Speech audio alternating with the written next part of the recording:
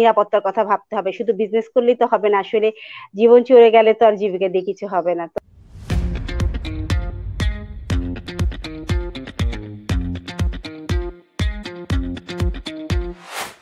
আসসালামু আলাইকুম, আপনারা কেমন আছেন? আমি তো অনেক ভালো আছি। আপনারা জানেন যে আপনাদের সাথে আড্ডা দেওয়ার সময়টা আমার খুব স্পেশাল কাটে। আজকেও আমার সেরকম স্পেশাল একটা দিন। আড্ডা উইথ সোহানা সাবা। এই লকডাউনের সময় আমরা সবাই গৃহবন্দী, আপনাদের মাঝে কোনো গেস্টকে নিয়ে এসে আমরা আড্ডা দিতে পারি না। সেই জন্য আমরা একটা উপায় বের করেছি। আমরা লাইভে এসে আমার পেজ মানে সোহানা সাবা বা আমার প্রোফাইলে আমাদের সাথে অনেক বন্ধুকে নিয়ে আসি, যাদের সাথে আড্ডা মারি। আজকে সেরকম তিনজন বন্ধুকে নিয়ে আসছি। আপনারা সবাই জেনে গেছেন নিশ্চয়ই এতক্ষণে যে কারা কারা আমাদের গেস্ট। আমি একটু এই ফাঁকে আমার পেজে শেয়ারও করে দিই যে আহ, আমরা লাইভে চলে এসেছি।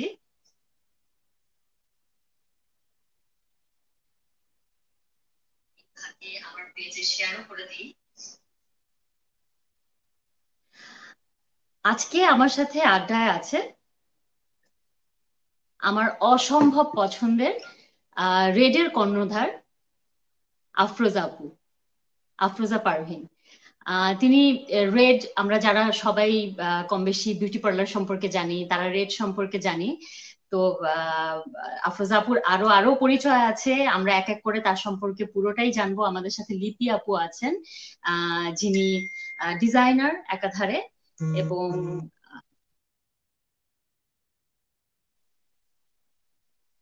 আফরোজা আপু,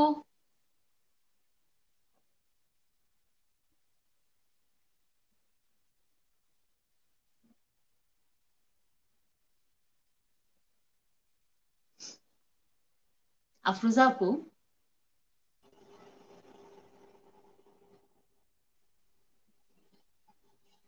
ও আচ্ছা, লিপি আপু আগে চলে এসেছে। আমাদের অসম্ভব পছন্দের একজন শিল্পী, পোশাকের শিল্পী, ডিজাইনার বিবিয়ানার কর্ণধার, আমাদের পছন্দের লিপি আপু, লিপি খন্দকার। কেমন আছেন লিপি আপু? হ্যাঁ, ভালো আছি। একদম এখন ভালো বিবিয়ানার আছি ড্রেস পরে। বলাটাও হ্যাঁ, ভালো আছি বলাটাও কষ্ট করে বলতে হয়। ভালো আছি, আলহামদুলিল্লাহ। অবশ্যই আমাদের আসলে সবার জন্যই এক ধরনের পরীক্ষা যাচ্ছে, যে পরীক্ষা সম্পর্কে আমরা কেউ জানতাম না যে জীবনে এরকম হুম, একটা পার্ট, এরকম একটা সার্টেন পিরিয়ড আমাদেরকে পার করতে হবে। সত্যি। লিপি আপু, আমি প্রথমেই জানতে চাই যে আমি আসলে তুমি আমাদের আফরোজ আপু হ্যাঁ, চলে এসেছে, নিশ্চয়ই। আফরোজ পারবে। কেমন আছে আপু? ভালো আছি, তুমি কেমন আছো? আমি অনেক ভালো আছি। আসসালামু আলাইকুম মাতিউর ভাই, শুনতে পাচ্ছি না। শোনা যাচ্ছে এখন? হ্যালো। হ্যাঁ, মাতিউর ভাই জি। শুনতে পাচ্ছি। আচ্ছা, মাতিউর ভাই জি। সম্পর্কে বলবি। মাতিউর ভাই হচ্ছেন স্কিন স্পেশালিস্ট। উনি স্কিন জেনের কর্ণধার এবং অসম্ভব জেড স্কিনের কর্ণধার, রাইট? আমি সবসময় বলতে পারলাম বলতে পারি। আমাদের অসম্ভব পছন্দের আমার একজন মানুষ। হ্যালো। আমি অনেকে একটা তথ্য দিতে চাই যে আমার একটা লম্বা সময়ের ব্রণ নিয়ে আমাকে স্ট্রাগল করতে হয়েছে, প্রায় 14-15 বছর। যেই ব্রণটা একেবারে নাই করে দিয়েছে এবং আমি খুব আপসেট হয়ে আমার মনে আছে মাত্র ভাইয়ের সামনে গিয়েছিলাম এবং বলেছিলাম যে ভাইয়া আমাকে কি সারা জীবন এই ব্রণের ট্রিটমেন্ট করে যেতে হবে? কিন্তু তখন মাতুর ভাই বলেছিল না, আপনাকে ট্রিটমেন্ট করতে হবে না, আপনি আমার উপর আস্থা রাখুন। এবং উনি 3 মাসের মধ্যে আমার 15 বছরের যে হিস্ট্রিটা ছিল ব্রণের, উনি নাই করে দিয়েছেন। বাহ, খুবই তো দারুণ। আজকে আসলে সবার কাছ থেকে তাদের সম্পর্কে একটু একটু করে জানবো। আমি প্রথমেই আফরোজ আপুর কাছে জানতে চাই। আফরোজ আপু, তোমার তো ভীষণ ব্যস্ততা থাকে। আমার কাছে মনে হয় যে আমি যখন স্পেশালি আমাদের এখান থেকে কোন একটা জায়গায় ফ্লাইটে যেতে হবে ঢাকার বাইরে, তাই তোমার সাথে আমার দেখা হয়ে যায়, কারণ তুমি ঢাকার বাইরে প্রচুর জায়গায় তোমার ট্রেনিং দিতে থাকো, তোমার মেয়েদের কাছে যেতে থাকো। এবং তোমার মেয়েগুলো তোমাকে অনেক ভালোবাসে। রেড শুধু রেড না, তুমি এটা নিয়ে আরো অন্যভাবেও ছড়িয়ে পড়েছো। তো এই সময়টা আসলে তুমি কি করে ম্যানেজ করছো?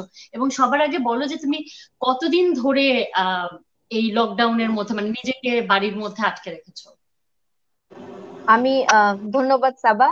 আমি লাস্ট শুরু করেছি 17 তারিখে। 17 তারিখে ঢুকেছি যে বাড়িতে, আর বের হইনি। তো হ্যাঁ, তো এখন অবধি আছি, চলছে এই লকডাউন অবস্থায়।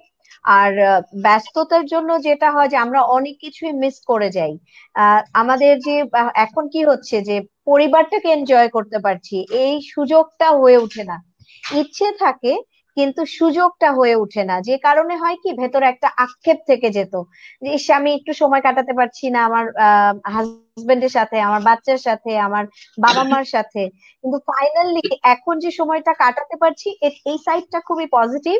বাট আরেকটা সাইড যেটা হচ্ছে যে আমি আসলে খুবই মানে ওয়ার্কোহলিক টাইপের মানুষ। আমার মনে হয় যে একমাত্র কাজ আমাকে হ্যাপি রাখতে পারে, এবং আমার মাথা 24 আওয়ার্স ঘুমের মধ্যেও মনে হয় ওই ব্যবসার চিন্তা ভাবনা, কাজের চিন্তা ভাবনা একটানা চলতে থাকে। তো এটার মধ্যে যখন এই সময়টা যাচ্ছে, এর মধ্যেও আমাদেরকে যেটা করতে হচ্ছে এখন বিভিন্ন ধরনের সেশন প্ল্যান আমরা করে ফেলেছি, এবং অলরেডি সেশন নেওয়া শুরু হয়ে গেছে।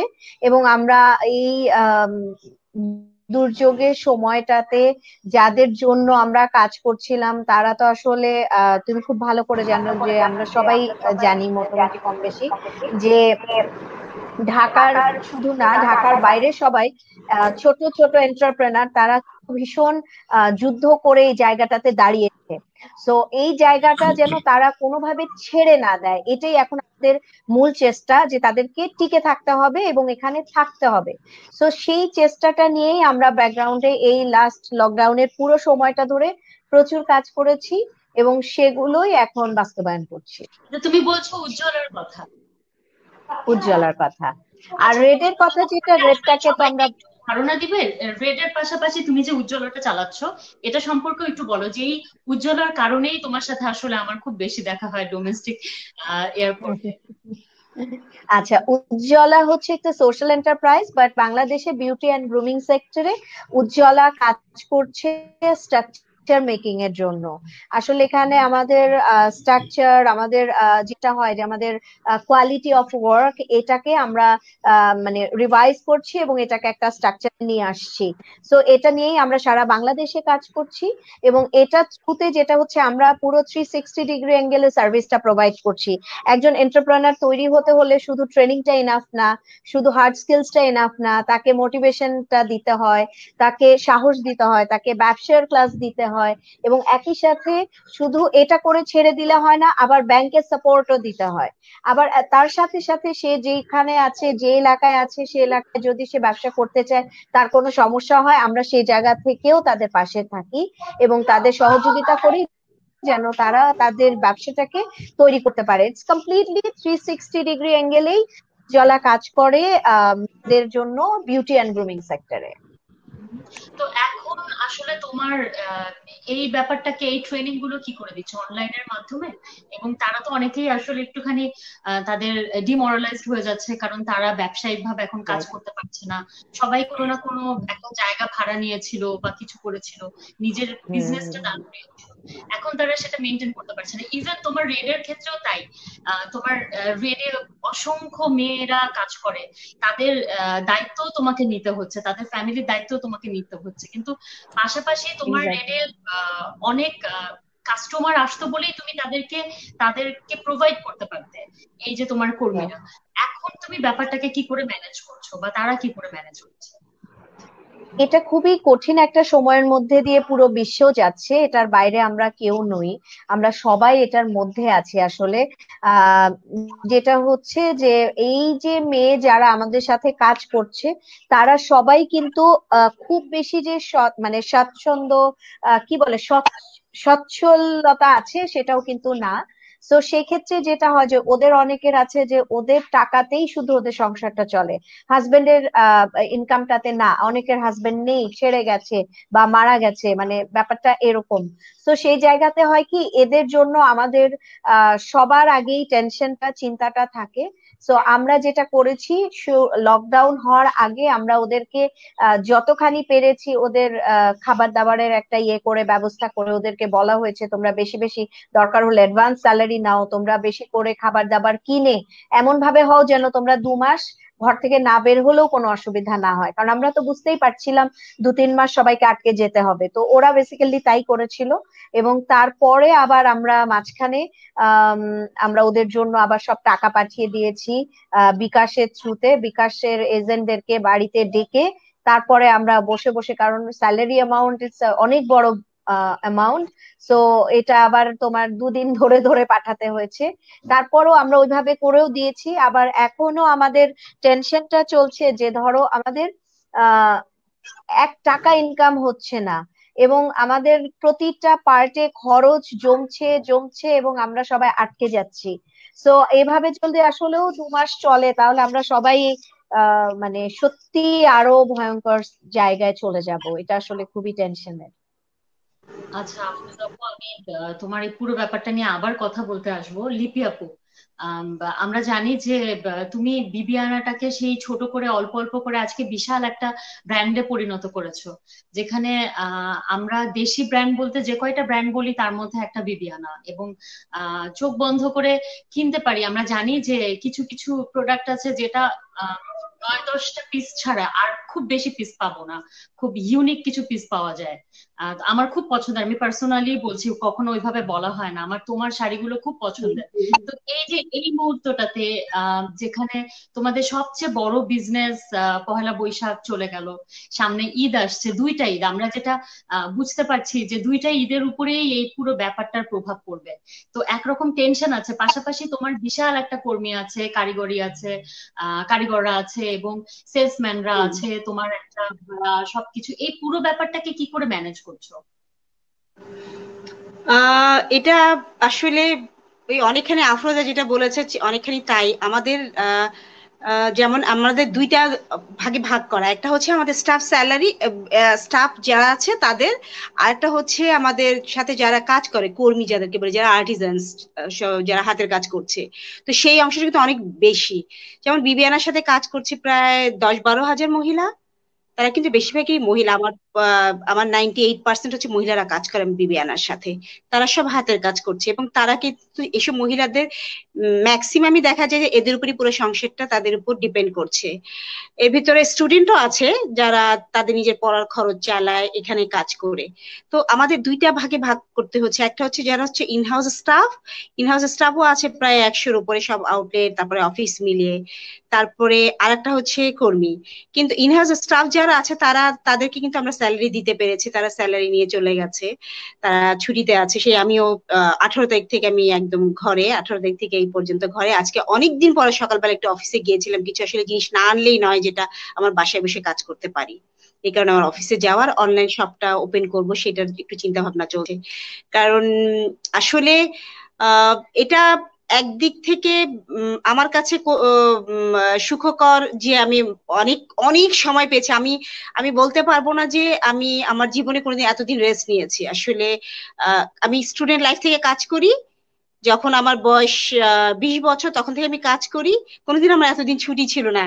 আমার না 7 দিন ছুটি থাকলে অফিসে, যে ঈদের পরে যে ছুটিটা থাকে, আমি 7 দিনের আগে কিন্তু অফিসে চলে যাই, কারণ আমার ভালো লাগে না বাসায় বসে থাকতে। কোনো না কাজের, আসলে আমি অনেক কাজ পাগল একটা মানুষ, আমার সারাক্ষণ কাজের মধ্যে থাকতে ভালো। আমার সবকিছুর পিছনেই থাকে একটা কাজের ভাবনা। আমি যে মানুষের সাথে মিশি দেখি, সেটার মধ্যে কিন্তু আমার একটা মাথায় কাজ করতে থাকে, আমি আসলে পরবর্তীতে কি নিয়ে কাজ করব। তো সেই জায়গাটা এখন ভাবনার অনেক সময় এসছে। এখন যেভাবে আমি সময় কাটাচ্ছি, এখন একটা কাজ করি, সেটা প্রত্যেক দিনই একটা আইডিয়া আসলে পরে সেই আইডিয়াটা লিখে রাখছি, হয়তো আমি এটা ভুলে যেতে পারি। অনেক সুন্দর সুন্দর আইডিয়া আসছে, আসলে খুব মাথাটা অনেক ঠান্ডা আছে এক সাইডে। আর এক সাইডে কিন্তু ভাবিয়ে তুলছে যে যখন ভাবছি যে এই মাসটা তো গেল, কিন্তু নেক্সট মান্থে যখন আমার স্টাফ স্যালারি দিতে হবে, ওয়ার্কার। আর আমাদের একটা জিনিস বলে রাখি যে আমরা যে প্রোডাকশনটা করি, আমাদের কিন্তু 6 থেকে 7 মাস আগ থেকে শুরু করতে হয়, কারণ এতগুলো বিবিয়ানার প্রায় 11টা ব্রাঞ্চ আছে। তার জন্য যে পরিমাণ প্রোডাকশন দরকার সেটা কিন্তু করতে গেলে আমাদের প্রায় বছরখানেক আগ থেকে প্ল্যানিংটা শুরু হয়, যেটা একটা ঈদ শুরু হলে, শেষ হলে পরে হ্যাঁ সেটা আর একটা ঈদের প্ল্যানিং শুরু হয়ে যায়।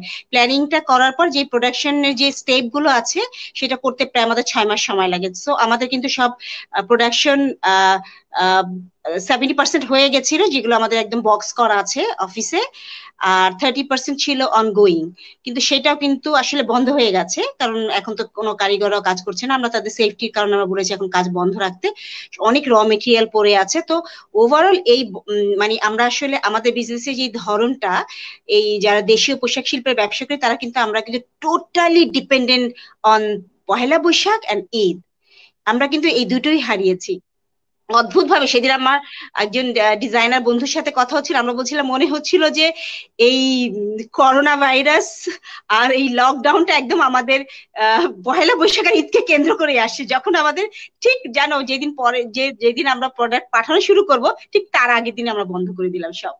তো মোটামুটি আমাদের সবকিছুই শেষ ওই সময়টার জন্য। এখন তারপর আমি একটা জিনিস কি, আমি সবসময় পজিটিভ, যে আমার কাছে মনে হয় কি একটা বিজনেস করতে গেলে সবসময় আপস এন্ড ডাউন থাকবে। তো আবার নতুন করে হয়তো বা সবকিছু শুরু করতে হবে, যেটা এটা অবশ্য অনেক বড় একটা ধাক্কা, যেটা আসলে মূল ব্যবসায়ের আমাদের 70% কিন্তু আমরা আর্ন করি এখান থেকে, এই দুইটা উপলক্ষকে কেন্দ্র করে। কিন্তু সেই জায়গাটা কিন্তু আমরা অলরেডি হারিয়ে ফেলেছি। তো সারা বছর কিভাবে যাবে আমি জানি না। সারা বছর আসলে যতই বলি আমরা, ঈদের সেল আর পহেলা বৈশাখের সেল আর সারা বছরের সেল কিন্তু একরকম হয় না। আর যেটা পহেলা বৈশাখে যে আমরা যে প্রোডাকশনটা করেছি সেটা খুব specific production, specific colour, specific যে থিম, যেটা যেটা আসলে পরবর্তীতে হয় ঈদে পহেলা বৈশাখের কাপড় কিন্তু পহেলা বৈশাখের পরে কেউ পড়তে চায় না, সেটা কিন্তু পুরোপুরি স্টক হয়ে গেল।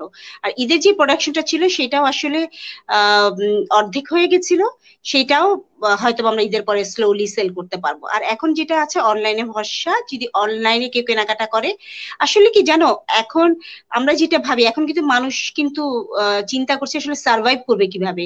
মানুষ কিন্তু কাপড় চোপড় কেনার কথা চিন্তা করছে না। কাপড় চোপড় আর আমরা বলবো যে কাপড় পরা, রূপচর্চা করা, এগুলো কিন্তু হচ্ছে নেসেসিটি না, এটা এটা কিন্তু আসলে পরে লাক্সারি ভেতরেই। নেসেসিটি হচ্ছে আসলে এখন কি হচ্ছে, আমি জীবনযাপন কিভাবে করবো, আমি কিভাবে খেয়ে বেঁচে থাকবো।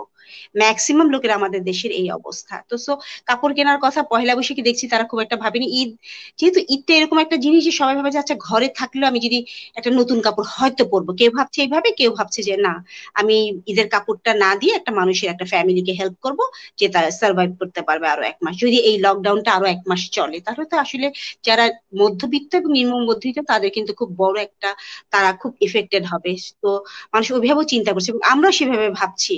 তো আসলে সবকিছু মিলে আমি বলবো যে এটা আসলে কারো উপর কারো হাত নেই এটার উপরে। এটা একটা প্রাকৃতিক দুর্যোগ, এটা আমাদের সবাইকে মেনে নিতে হবে। আমরা মেনে নিয়েই আহ ভাবছি যে আসলে এইভাবেই এইটার সমাধান আসলে এই সিজনে আমরা করতে পারবো না, কিন্তু পরবর্তীতে নতুন ভাবে কিভাবে এগোনো যায় সেটার প্ল্যানিং হচ্ছে, এবং অনেক অনেক নতুন ভাবনা এসছে, অনেক নতুন বিজনেস প্ল্যান আসছে। এই পোশাক শিল্প নিয়ে কিন্তু একটু ডিফারেন্ট ওয়েতে হয়তো আমাদের বিজনেসটা শুরু করতে হবে। ধরো আমি ভেবে নিচ্ছি যে আমি 2001-এ যেভাবে করে বিবিয়ানা শুরু করেছিলাম, হয়তো আবার ঠিক সেভাবে শুরু করতে হবে। তো সেটার জন্য আমি প্রস্তুত। আচ্ছা, লিপি আপু, আবার তোমার কাছে আসবো, মাতুর ভাইয়ের কাছে একটু যাই। মাতুর ভাই, আপনার তো আসলে সবার তাও অনলাইনে সেবা দেবার একটা সুযোগ আছে, আপনার সেই সুযোগটা নাই, কিন্তু আপনি ভালো বলতে পারবেন যে এই সময় স্কিন নিয়ে সাফার করছে, চুল নিয়ে সাফার করছে, এরকম প্রচুর মানুষ আছে। তো তাদের শুনতে পাচ্ছেন? জি মঞ্জুর ভাই হ্যালো, বলেন। জি মঞ্জুর ভাই বলেন। আমি যেটা এখন করছি, প্রথম কথা যেটা যে অনলাইনে যে কনসালটেশনের যে সুযোগ যেটা আছে, সেটা আমি একটা অ্যাপস দিয়ে করছি। প্লাস আমাদের যে পেজটা আছে, ফেসবুক পেজ, সেখানে ইনবক্সে অনেকেই ছবি পাঠাচ্ছেন। যেহেতু আমি স্কিনের পেশেন্ট দেখি, তো স্কিনের অনেক কিছু ডিজিজ আছে যেটা হয়তো ছবি দেখে প্লাস ওনারা যদি আমাকে হিস্ট্রিটা দিয়ে দেন, সেটা করে আমরা অনেক তো একটা ট্রিটমেন্ট দিয়ে দিতে পারি। তো আমি আচ্ছা, অনলাইনে, অ্যাপসের মাধ্যমে সাজেশন দিচ্ছেন, এটা একটু আমাদের দর্শকদের বলবেন, তাহলে ওদের একটু হেল্প হতো। এটা হচ্ছে পালস হেলথ কেয়ার সার্ভিসেস। আচ্ছা। পালস হেলথ কেয়ার সার্ভিস, ওইখানে একটা অ্যাপস আছে, সেই অ্যাপসের মাধ্যমে আমি দিচ্ছি। এটা হচ্ছে রুবাবা যে অ্যাপসটা, আমি ওইটাতেই করছি। আর হচ্ছে আমাদের পেজে যে ইনবক্স আছে, ইনবক্সে অনেকে ছবি পাঠাচ্ছেন, সেক্ষেত্রে আপনার ওনাদেরকে পেজ আমি মানে ওইটাও হচ্ছে দিচ্ছি। জেড নো, স্কিনের page. Skin and hair by doctor Matiur. আচ্ছা। Skin and hair by doctor Matiur, ওই পেজটাতে করছি। আর আর এখন যেটা করছি সেটা হচ্ছে যে রাইট, আর হচ্ছে যে সাধারণত সময় পাওয়া যায় না জার্নালগুলোতে গো থ্রু করতে। এখন আমি অনেক আইডিয়াল সময় পাচ্ছি যে যে যতগুলো জার্নাল আছে আমি এখন বেশিরভাগ সময়টা আমার কাটছে হচ্ছে জার্নাল দেখে দেখে, জার্নাল পড়ে। হয়তো আগে হচ্ছে দেখা যাচ্ছে আমি একটা জার্নাল পড়তে পারতাম দুদিনে, এখন আমি ডেইলি একটা করে জার্নাল পড়তে পারছি। সো আমার দিক থেকে যদি আমি বলি, তা আমার আমার একটা সময়টা আমি পার করতে পারছি একাডেমিক্যালি। আর পেশেন্টদের জন্য আমি আমি যেটা করছি যে একদম ফুল সেফটি মেজার এনশিওর করে, আমার কিছু কিছু পেশেন্ট আছে যারা মিডল অফ দ্য ট্রিটমেন্ট প্রসেসের মধ্যে আছে, দেখা যাচ্ছে ওনার 4টা সেশন 2টো হয়েছে, এই ধরনের পেশেন্টদেরকে আমি টাইম সেট করে করে সার্ভিসগুলো দিয়ে যাচ্ছি। এবং এটা ঠিক, এবং উইথ স্পেসিফিক প্রোটেকশন গিয়ার্স দিয়ে পেশেন্ট এবং আমার দুজনকে সেফলি মার্জিন এনশিওর করেই দিচ্ছি। কিন্তু এখানে এখন যেটা আসছে করোনা ভাইরাস নিয়ে, সেটা হচ্ছে করোনা ভাইরাস কিন্তু এখন পর্যন্ত প্রায় 31 টাইমস তার জেনেটিক স্ট্রাকচার চেঞ্জ করে ফেলেছে। স্টিল নাও জানা যাচ্ছে না কেন, ওয়াই ইটস ডুইং দিস। তো এই জন্য যেটা হচ্ছে, যেমন একটা সময় ছিল যে করোনা ভাইরাসকে ধরা হয়েছিল সিমটমস এর ক্ষেত্রে, যে শ্বাসকষ্ট, জ্বর, তারপরে হচ্ছে সর্দি কাশি, এইগুলো জাস্ট লাইক ফ্লুর মতো, স্ট্রো। তারপর যেটা এসছে সেটা হচ্ছে দেখা যাচ্ছে যে অনেক পেশেন্টকে পাওয়া গিয়েছে যারা স্মেল পাচ্ছিল না, কোনো কিছু গন্ধ পাচ্ছিল না, তাদের টেস্ট করে দেখা গিয়েছে দে আর পজিটিভ টু করোনা ভাইরাস। আর স্কিনের দিক থেকে যেটা এসছে সেটা হচ্ছে অনেক র্যাশেস ডেভেলপ করছে, যেটা ইটালিয়ান ডক্টররা ফার্স্টে প্রথম খেয়াল করলেন। মিড অফ এপ্রিলে American Academy of Dermatology they declared যে yes there is some sorts of skin manifestation corona ভাইরাসের। দেখা যাচ্ছে ওনার অন্য কোনো সিমটমস নাই, বাট স্কিনের মধ্যে র্যাশ হচ্ছে, এবং একটা টার্মসই হচ্ছে দেয়ার ইজ কল্ড কোভিড টো, পায়ের আচ্ছা, মানে আঙ্গুলের মধ্যে। যে জ্বর নাই, সর্দি নাই, গলা ব্যথা নেই, কিন্তু শুধু স্কিনের র্যাশ হচ্ছে। অ্যাবসলিউটলি, এটা দেখা যাচ্ছে র্যাশ হয়ে যাচ্ছে, হাইভস হচ্ছে, অ্যালার্জি মতো ডেভেলপ করছে। ইভেন রেয়ারলি যেটা হচ্ছে কিছু পেশেন্টকে পাওয়া গেছে ইন নিউ ইয়র্ক যাদের চিকেন পক্সের মতো কিছু কিছু ডেভেলপ করেছে, জাস্ট লাইক চিকেন পক্স, কিন্তু ওগুলো চিকেন পক্স না, looks like chicken pox but that is develop due to the corona. নিউ ইয়র্কে বেশ কিছু পেশেন্ট পাওয়া গিয়েছে। এবং তারপরে এই মিড অফ এপ্রিলে গিয়ে আমেরিকান একাডেমি অফ ডার্মাটোলজি তারা হচ্ছে অফিসিয়ালি ডিক্লেয়ার করেছে ইয়েস, যে করোনা ভাইরাসের সিমটমস অনেক সময় জাস্ট শুধু প্লেন স্কিন ম্যানিফেস্টেশন দিয়েও হতে পারে। তা আমি যেটা এখন বলছি যে এটা হচ্ছে ভয় পাওয়ার কিছু নাই, করোনা ভাইরাস নিয়ে ভয় পাওয়ার কিছু নাই, জাস্ট সচেতন থাকবো। কিন্তু একটা জিনিস যেটা লাগে সেটা হচ্ছে মনোবল দৃঢ় রাখা, মনোবল না হারার। কারণ করোনা ভাইরাসের প্রোটেকশন দিক থেকে একটা ইম্পর্টেন্ট জিনিস হচ্ছে আমাদের body immune system, immunity. Immunity যত ভালো থাকবে, এই ভাইরাসটাকে প্রোটেক্ট করা, এই ভাইরাসটাকে আপনার জাস্ট তার বিরুদ্ধে আগানো খুব সহজ। এই কারণেই দেখা যাচ্ছে যে যাদের কোমরবিডি আছে, জাস্ট লাইক যারা ডায়াবেটিক, ওর যাদের কিডনি ডিজিজ আছে অথবা মেলিগনেন্সি আছে, ওনারা কিন্তু ওনাদের আপনার ডেথ রেটটা অনেক বেশি, অনলি ডিউ টু ইমিউন সিস্টেমটা ফুললি অ্যাক্টিভ নাই সেই কারণে। তা আমি যেটা সবাইকে বলি, আরেকটা কথা, স্কিনের ক্ষেত্রে যেটা আসে যে খুব ঘন ঘন হাত ধোয়া নিয়ে যেটা আসছে, যে খুব ঘন ঘন সাবান দিয়ে হাত ধোয়ার কথা বলা হচ্ছে, এটা ট্রু, ঠিক আছে। কিন্তু খুব ঘন ঘন হাত ধোয়ার ক্ষেত্রে গিয়ে দেখা যাচ্ছে যে স্কিনটা অতিরিক্ত ড্রাই হয়ে যাচ্ছে। আমরা যেটা বলি সেটা হচ্ছে হাত ধোয়ার পরপরই উনি কিছু ময়শ্চারাইজার ইউজ করবেন, যাতে হাতের মধ্যে কিছু ময়শ্চার হাঁটতে নালে কিন্তু হয়। বিশেষ করে যারা অ্যাটোপিক পেশেন্ট যারা আছে, অ্যাটোপিক স্কিন যাদের, তাদের কিন্তু স্কিনে হচ্ছে অ্যাটোপিক কন্ডিশনটা অনেক ফ্লেয়ার করে, তখন দেখা যাচ্ছে একটা সেভ করতে গিয়ে আরেকটা ডেভেলপ করে যাচ্ছে। এই জন্য ঘন ঘন 20 সেকেন্ড হাত ধোবেন, ট্রু, ঠিকই আছে, এটা করবেন ওরা, সেই সাথে তারপরে ওনারা কোনো একটা সুইটেবল ময়শ্চারাইজার ইউজ করবেন। আচ্ছা, আর এরকম কি হয়, যেমন বলেন আমাদের বলেন। বাড়িতে 5 জন মেম্বার আছি, আমরা কিন্তু কেউই আসলে বাইরে যাচ্ছি না, বাইরে থেকে আসছি না, এবং বাইরের একটা কেউ আমাদের বাড়িতে আসছে না। তো আমাদেরও কি আসলে প্রয়োজন আছে ঘন ঘন হাত ধোবার? এটা হচ্ছে ইনএসেন্স হচ্ছে না, প্রয়োজন নাই। তারপরও আমাদের একটা হেলদি লাইফস্টাইলটাকে মেনটেন করার জন্যই করে যাওয়া। হয়তো যেখানে বলা আছে 15 মিনিটস বা 20 মিনিটস পর পর ধুতে, আমরা হয়তো ধরলাম হচ্ছে ঘন্টাখানেক পর পর একটু ধুয়ে ফেললাম। কারণ দেখা যাচ্ছে যে আমি বাইরে যাচ্ছি না, ট্রু, কিন্তু আমি একটা বাজার নিয়ে আসলাম, আমি দেখা যাচ্ছে অনলাইনে কাউকে দিয়ে কোনো কিছু কিনে নিয়ে আসলাম, সেই প্যাকেটটাতে হয়তো ইনফেক্টেড থাকতে পারে, আমি জানি না। এই জন্যই দেখা যাচ্ছে যে আমি বাইরে না গেলেও বাইরে থেকে যেহেতু জিনিস ঢুকছে, এবং দিস ইজ ভাইরাস, এবং এটা কোনো কিছু সার্ফেসে লেগে থাকে, এই জন্য যেহেতু জিনিসপত্র আসছে বাইরের থেকে, আমি যেটাই ধরি ধরার পরপরই ধুয়ে ফেলা উচিত। আর আরেকটা যেটা থাকে, আমরা খুব চিন্তা থাকি যেটা নিয়ে, সেটা হচ্ছে যে জামা কাপড় কি করব, জামা কাপড়ে ভাইরাস কতক্ষণ থাকে, বা জামা কাপড়টাকে আমি কিভাবে টেক কেয়ারটা করবো। এই ক্ষেত্রে আমার ভাইরাসের ক্ষেত্রে যে করোনা ভাইরাসের যে সাস্টেনেবিলিটি আছে, সেক্ষেত্রে বলা হচ্ছে কার্ডবোর্ডের উপর থাকে হচ্ছে 4 আওয়ার্সের মতো।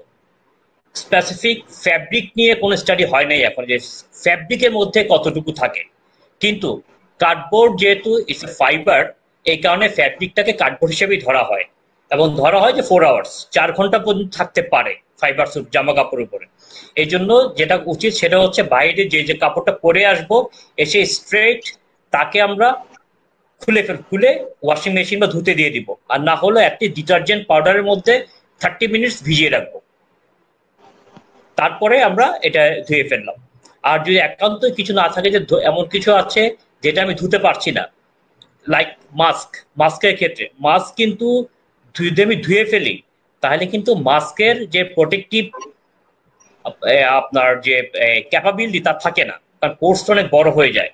মাস্কের ক্ষেত্রে যেটা আছে, ইউজুয়ালি মাস্ক ইজ ডিসপোজেবল না হলেও মাস্কটা আমি নিয়ে এসে একটা শুকনো জায়গায় ঝুলিয়ে রাখবো, ঝুলিয়ে রেখে 5 দিন পর যদি আমি সেই মাস্কটাকে আবার ইউজ করি, আমি একটা আবার একদম সেফ মাস্ক ইউজ করতে পারবো। সো অ্যাটলিস্ট 5 দিন মাস্কটাকে আমি ঝুলিয়ে রেখে দিই, মাস্কটা ডিসইনফেক্টেড হয়ে যাবে।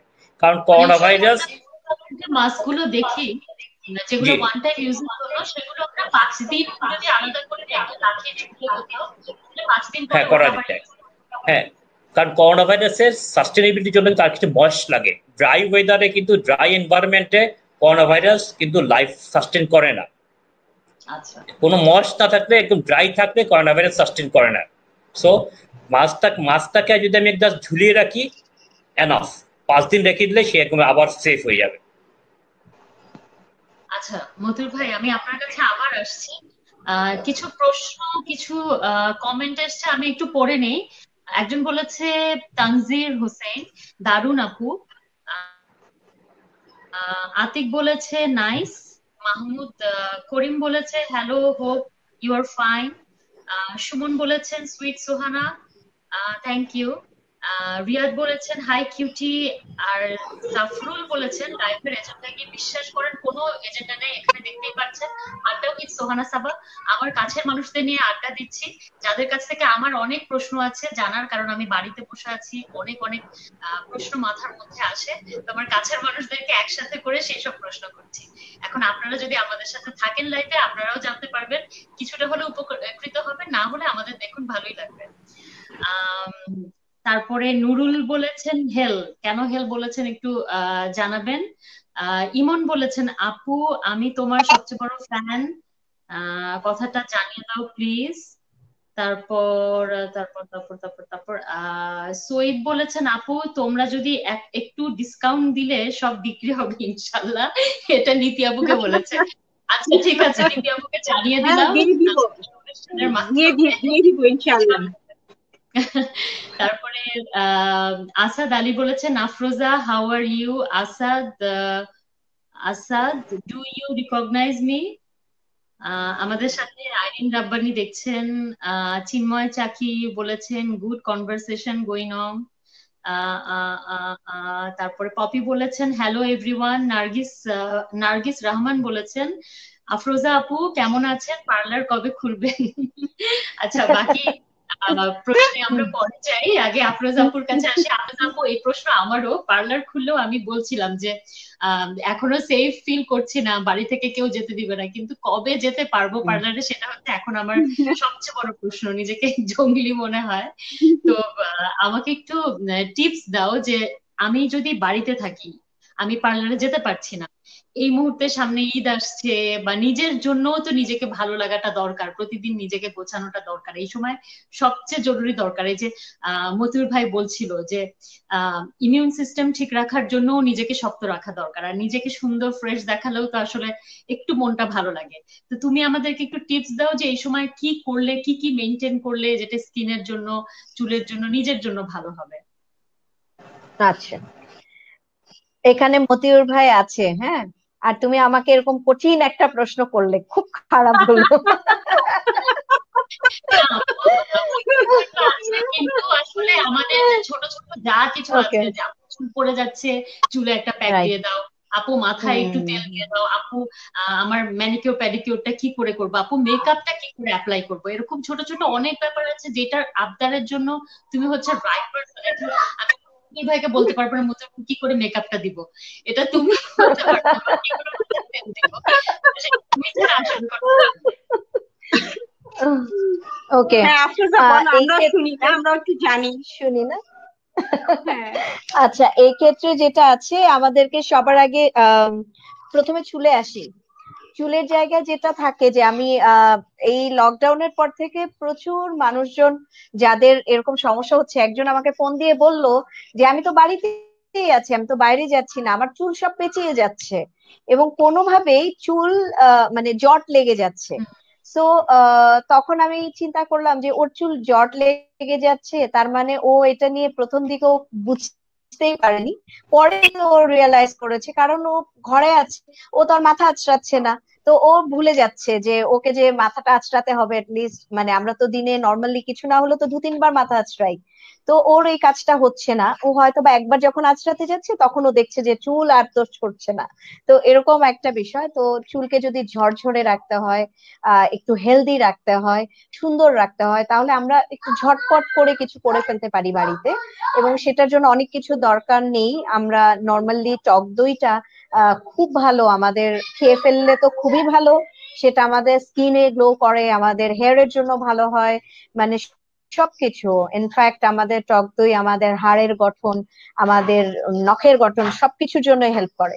তার পাশাপাশি যেটা হচ্ছে যে টক দইটার সাথে যদি আমরা পাকা কলা, এই সময় তো আমরা সবার বাড়িতেই যেহেতু রোজা, ফল আছে, কলা আছে, সো পাকা কলা টক দই নিয়ে ব্লেন্ড করে ওটার মধ্যে একটু তেল দিতে পারি, নতুবা চুল মাথায় তেলটা লাগিয়ে নিতে পারি। তারপরে আমরা এটা পুরো স্কাল্প সহ মাথায় লাগিয়ে ফেললে, তারপরে আমরা যদি ধুয়ে ফেলি 15 থেকে 20 মিনিট, 20 মিনিটের বেশি কখনোই কোনো প্যাক রাখা উচিত না, 15 মিনিট ইজ ফাইন। তারপর আমরা ওয়াশ করে ফেললাম, শাওয়ার করে ফেললাম। সো এতে যেটা হবে, চুলটা খুবই সুন্দর হবে, হেলদি হবে, শাইনি হবে এবং ভালো লাগবে। আর এটা না 2-3 দিন খুব সুন্দর এফেক্টটা থাকে যদি আমরা কিছু নাও করি, মানে আমরা তো ধুলাই যাচ্ছি না। তো হতে পারে যে আমরা একদিন পর পর শ্যাম্পুটা করলাম, রেগুলারলি আমরা বলি যে এভরিডে শ্যাম্পু করার জন্য। সো এখন আমরা হতে পারে একদিন পর পর করলাম, তো এটাতেই দেখা যাবে চুলটা অনেক নরম এবং সুন্দর থাকবে। সো এটা হচ্ছে তোমার চুলের ক্ষেত্রে। আর আমার মনে হয় আচ্ছা যে আপু, ত্বকের আমি আমার ক্ষেত্রে পার্সোনালি একটা কথা বলি, অনেকেরই ধারণা যে আমার চুল হুম একেবারে পড়ে না, কিন্তু এটা হুম আমার কিন্তু ভীষণ চুল পড়ে। এবং ইদানিং যেটা হয়েছে প্রায় 2-3 সপ্তাহ ধরে, আমি হয়তো চুল না আঁচড়ালেও, আমি কিন্তু ইউজুয়ালি চুল আঁচড়াই না, না আঁচড়ালেও আমার পুরো ওকে, ঘরে চুল পড়ে থাকে একটু পর পর দেখি। তো মানে আমার প্রচুর চুল ঝরছে। আচ্ছা। মানে এটার কারণ কি? আমি তো চুলে খুব বেশি কিছু এখন অ্যাপ্লাইও করছি না, বাইরেও যাওয়া হচ্ছে না, চুলটা কেন এত ঝরছে এবং এটার জন্য কি করবো? না, একটা তো হচ্ছে যে আমরা জানি যে চুলের নেচার হচ্ছে ওর যখন ওর সমান ওর বয়সটা হবে পড়ে যাওয়ার, ওটা পড়বে, এটা তো একটা নর্মাল নেচার। আমরাও যখন বুড়ো হয় আমরা মরে যাই, এটা তো নর্মাল নেচার। কিন্তু এটার মধ্যে যেটা হয় যে তুমি যেটা বলছো যে তোমার অনেক চুল ঝরছে, তুমি আঁচড়াচ্ছ না, চুল পড়ছে। বাট আমি গতকালকেই আমাদের ফ্রেন্ডরা, লিপি আপার, আমরা সবাই একসাথে আম, মানে গল্প করছিলাম। তখন আমরা বলছিলাম যে আমার কিন্তু মাসাল্লাহ একটা চুল যদি আমি প্রতিদিন চেক করি আমার একটা চুল পড়ছে কিনা, কিন্তু নর্মালি আমরা জানি যে 100টা চুলও পড়তে পারে, এটা নর্মাল, এটা কোনো ব্যাপার না। কারণ কি, আমরা ধরো খাবার দাবার অনেক সময় আমি ঠিক যতটুকু নিউট্রিশন নেওয়া উচিত আমি নিচ্ছি না, আমার যতটুকু মিনারেল বডিতে দরকার আমি নিচ্ছি না, আমি হতে পারে জানিও না আমার যে কতটুকু ভিটামিন সি এর দরকার, আমি ততটুকু হয়তো বা নিলামই না। তো এগুলোর কারণে আমাদের বডিতে যে ক্ষয়ক্ষতিটা হয় সেটা আসলে আমরা দেখতে পাই আমাদের স্কিনের আউটপুট দেখে, সেটা আমরা দেখতে পাই আমাদের চুল খারাপ হয়ে যাচ্ছে, পড়ে যাচ্ছে, রাফ হয়ে যাচ্ছে। তার মানে হচ্ছে আমি আমার যতটুকু যত্ন মানে বডিতে ভেতর থেকে হওয়া উচিত সেটা হচ্ছে না। তো যেহেতু এই জায়গার গ্যাপ গুলো হচ্ছে, সেটার জন্য হতে পারে যে তোমার চুল পড়ছে। আরেকটা বাহ্যিক দিক থেকে যেটা হয় সেটা হচ্ছে আমরা যে প্রোডাক্ট গুলো ব্যবহার করি, এটা তেল, এটা শ্যাম্পু, হ্যাঁ, তো আমরা যেগুলো ব্যবহার করছি একটা হচ্ছে তোমার প্রপার ইউজিং, তুমি প্রপারলি অ্যাপ্লাই করছো কিনা এবং সেটা প্রপারলি ওয়াশ আউট হচ্ছে কিনা, সেটাও কিন্তু অনেকে আমরা জানি না যে এটা হচ্ছে তোমার, আমরা যখন শ্যাম্পুটা করি তখন আমাদের ধারণা হচ্ছে শ্যাম্পুটা আমি এভাবে এভাবে করে পানির নিচে দাঁড়ালাম, কিছুক্ষণ মাথা জোরে টোরে নেড়ে টেড়ে ধুয়ে ফেললাম, হয়ে গেল। বাট এটা আসলে বিষয়টা এমন না, আমাদেরকে শ্যাম্পুটাও করতে হয় পুরো আমাদের এই 10টা আঙুলের মাথা দিয়ে ঘুরিয়ে ঘুরিয়ে মাসাজ করে করে শ্যাম্পুটা অ্যাপ্লাই করতে হয় যেন স্কাল্পটা ক্লিন হয়। আর একই সাথে চুলের বডিটাকেও আমাদেরকে ঘষে ঘষে মানে হালকা করে এটাকে আলতো করে, কারণ এটাও তো একটা কি বলে সেন্সিটিভ জিনিস। অনেকেই আছে আমরা খুব মানে জোরে সোরে শক্তি লাগিয়ে এই কাজটা করি, সেটা করা যাবে না। এটা এক। দুই হচ্ছে আমরা যখন এটা ওয়াশ আউট করব তখন কিন্তু আমি ফিঙ্গার কমিং করব, ফিঙ্গার দিয়ে আঙুলগুলো দিয়ে আমি আঁচড়াবো। কেউ চাইলে মোটা দাঁতে চিরুনি দিয়েও আঁচড়ে নিতে পারে, তবে যাদের চুলের গোড়া বেশি নরম থাকবে বা সামহাও ওই অনেকেরই নরম থাকে, ভেজা চুল বেঁধে রাখে, চুলের গোড়াটা নরম হয়ে যায়, তখন ওই চুলগুলো আঁচড়ালে দেখা যাবে একদম গোছে ধরে ধরে পড়ে যায়। তো সেক্ষেত্রে আমি সবসময় বলে থাকি যে আঙুলটা হচ্ছে বেস্ট। তো আমরা আঙুলটা চুলের ভেতরে ঢুকিয়ে এইভাবে ওয়াশ করার সময় আঙুলটা দিয়ে দিয়ে পুরো আমরা মাথাটাকে ভালো করে ধুবো, যতক্ষণ অবধি আমরা আমাদের মাথার যে পানিটা যাবে সেই পানিতে আমরা দেখবো যে বাবল আছে কিনা। যদি বাবল যেতে থাকে তাহলে আমাকে বুঝতে হবে আমার চুল এখনো ধোয়া শেষ হয়নি। এবং অনেকেই আছে আমরা গন্ধটার জন্য পছন্দ করি, তো সেক্ষেত্রে এটা হয় যে আমাকে মাথায় রাখতে হবে যে শ্যাম্পুর স্মেলটাও আমার মাথায় যেন না থাকে। শ্যাম্পুর স্মেলটাও যদি আমার মাথায় থাকে তার মানে আমার এটা প্রপারলি ওয়াশ করা হয়নি। সো এই জায়গাটাও মনে রাখতে হবে। তো এটা হচ্ছে আমাদের ওয়াশের জায়গাটা। আর আহ মানে আমরা যখন চুলটাকে বাঁধি তখন যেটা হয় যে আমরা চুলটাকে টাওয়াল দিয়ে র্যাপ করে লম্বা সময় রেখে দেই, এটাও খুবই খারাপ। এটা আমাদের চুলের ক্ষতি করি আমরা। জাস্ট আমরা সাথে সাথে টাওয়ালটা পেঁচিয়ে আমরা কিন্তু সুন্দর করে চুলটাকে মুছে আমরা কিন্তু এটা ওপেন করে দিতে পারি, বাতাস যেন যেতে পারে। এবং সেটার জন্য জরুরি না আমাকে গরম বাতাসই দিতে হবে, আমরা যেমন ব্লো ড্রাই যখন ইউজ করি গরম বাতাসটা দিই, কিন্তু আমি এমনও হতে পারে ফ্যানের নিচে বসে থাকি, খুব আরামে সুন্দরভাবে চুলটা শুকিয়ে যাবে। যখন চুলটা আধা শুকিয়ে যাবে তখন আমরা আঁচড়াবো। আবার ঘটনা আছে আমরা চুলটা আঁচড়ানোর নিয়মটা জানি না, প্রপার ওয়ে চুলটা আঁচড়ানোর, এটা খুবই ইম্পর্টেন্ট। চুল আঁচড়াতে হয় আগা থেকে। আমরা চুল আঁচড়াই পৃথিবীর আমি বলবো 99% মানুষ চুল আঁচড়ায় গোড়া থেকে, মানে স্কাল্প থেকে। কিন্তু চুলটা আঁচড়ানোর নিয়ম হচ্ছে তোমাকে প্রথমে চুলের পুরো বডিটাকে ধরতে হবে, একদম আগার পোর্শনটাতে তাকে চিরুনিটা বসাতে হবে এবং আস্তে আস্তে আগাটাকে ওপেন করে ফেলতে হবে। দেন তারপরে তুমি আরো 2 ইঞ্চি উপরে চিরুনিটাকে ধরো, দেন আবার এটাকে ওপেন করে ফেলো, কারণ নিচেরটা তো ওপেন, সো তখন ইজিলি হয়ে যাচ্ছে। আবার 2 ইঞ্চি উপরে ধরো, এভাবে করে করে যদি তুমি চুলটা আঁচড়াও তাহলে প্রপার ওয়েতে চুলটা আঁচড়ানো হচ্ছে। আর তখন কিন্তু তোমার একটা চুল পড়বে না। ইভেন ঘুমানোর আগে আমরা যখন ঘুমাতে যাই তার আগে অনেকেই আমরা সবাই কিন্তু দাঁত ব্রাশ করি, হাত মুখ ধুই, ময়শ্চারাইজার লাগাই এবং তারপরে আমরা মাথা আঁচড়াই, তারপরে কিন্তু ঘুমাতে যাই।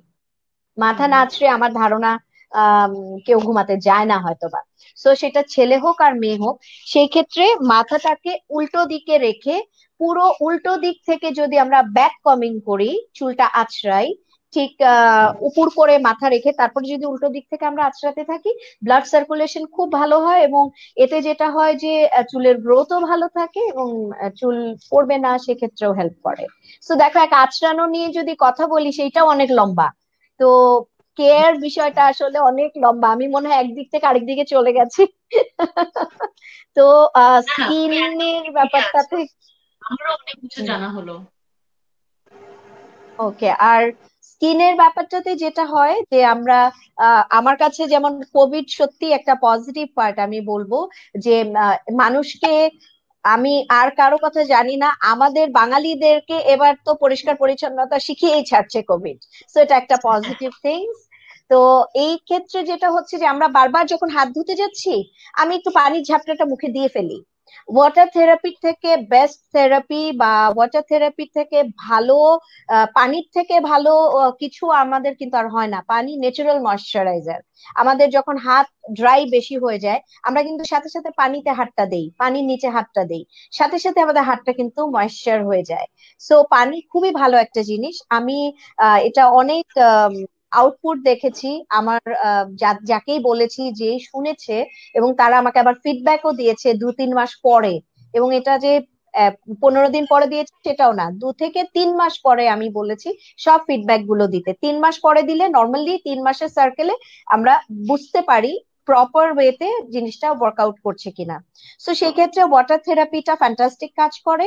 আমার মনে হয় বাড়িতে এখন আমরা সবাই যতবার হাত ধুতে যাব, আমরা ততবার এটলিস্ট 15 থেকে 20 বার, আমি 25 বার বলে থাকি, 25 বার পুরো 2 হাত ভরে পানিটা নিব এবং অসম্ভব জোরে প্রেসার দিয়ে মুখে দিব। এবং এতে যেটা হবে, আমরা ফেসে এটাকে ছুঁড়ে মারবো। এতে যেটা হবে যে তোমার ফেসের সাথে সাথে ওর পানিটা আমাদের ব্যথা ফিল হবে স্কিনে।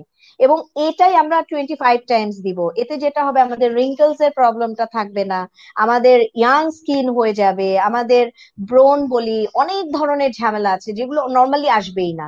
এবং এটাই যদি আমরা যারা নামাজ যদি 5 ওয়াক্ত পড়ি, 5 বার অজুর সময় যদি করি, 5 টাইমস 25 টাইমস করে যদি করি, তাহলেই কিন্তু স্কিন 3 মাসের মধ্যে অনেকখানি পরিবর্তিত হয়ে যাবে, বাড়তি কোনো জিনিস ছাড়াই। এবং এটা আমি মানে কম হলেও আমার 1-150 ক্লায়েন্টের ব্যাক থেকে আমি বলছি, মানে এটা না যে এটা দেখে না। তো এই জায়গাগুলো আমার মনে হয়, যেমন শুধু পানিটাই একটা ভালো কাজ করে। ইভেন এখন আমরা ঘরে আছি, টমেটো খুব ভালো কাজ করে, আমাদের বাড়িতে শসা আলু আছে, এগুলো দিয়েও দারুণ কাজ হয়। যেমন হতে পারে আমাদের দুশ্চিন্তার চোটে চোখে ডার্ক সার্কেল হয়ে যাচ্ছে, তো আমরা এটা খুবই সিম্পল সাইকেল যে সবার চেঞ্জ হয়ে যাচ্ছে কম বেশি, কারণ সকালবেলা উঠে হুম আমাদের যে ব্যস্ততাটা ছিল সেটা যেহেতু কমে গেছে, তো ঘুমটাও দেরিতে ঘুমানো হচ্ছে, বা নানান হুম কিছু মাথার মধ্যে রাতের বেলায় ঘুমানোর সময় আসে, তো হুম ঘুমের হুম সাইকেলও চেঞ্জ হয়ে যাচ্ছে, এটাও হয়তো ডার্ক সার্কেলের একটা বড় কারণ।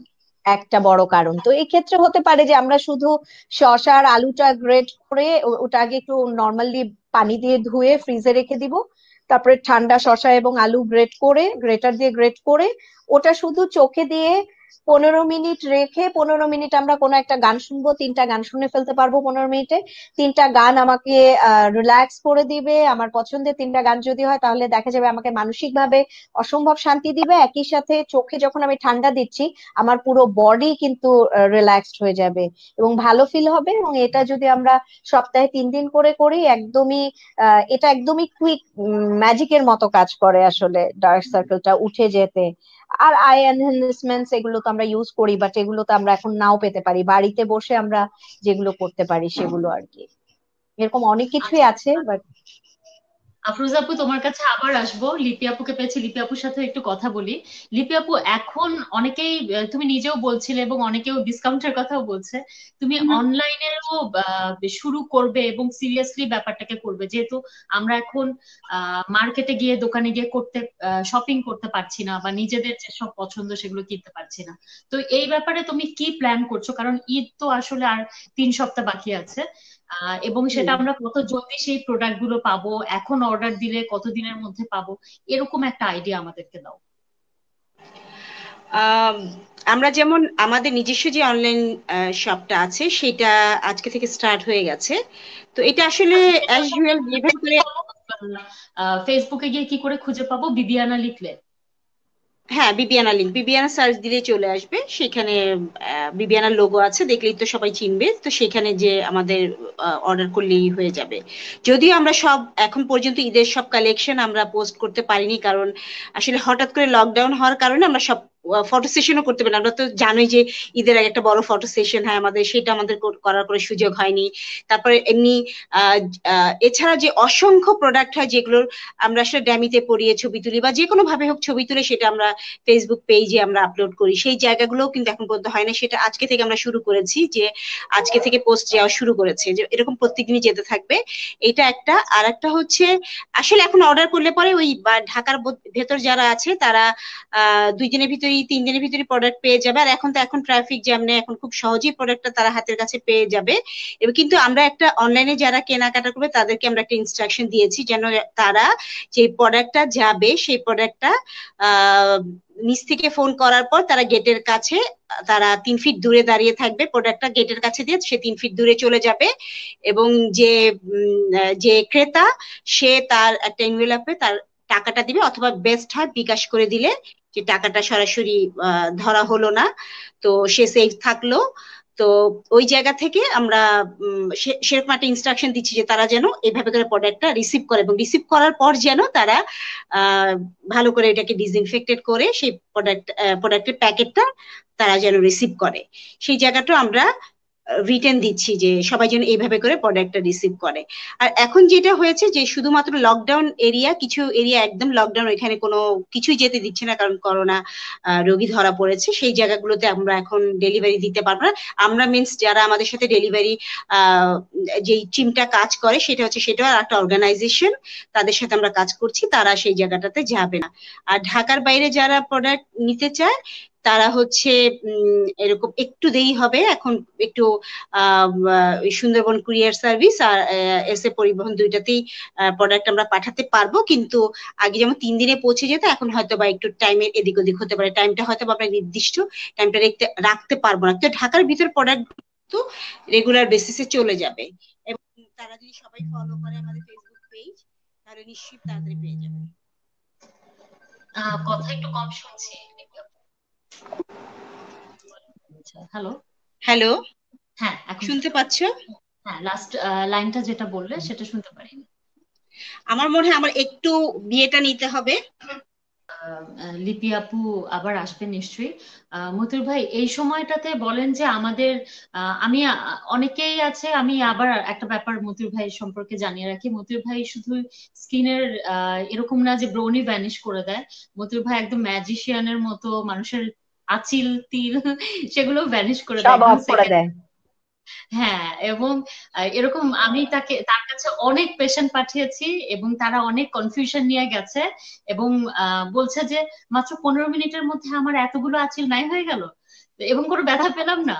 তো মতিউর ভাই আসলে অনেকেই জানে না, কিন্তু আমি মতিউর ভাই সম্পর্কে জানাতে চাই যে উনি আসলে একটা ম্যাজিশিয়ান। তো যেটা এখন লকডাউনের মধ্যে এই ম্যাজিশিয়ানের দেখা পাওয়া কারো পক্ষে সম্ভব না।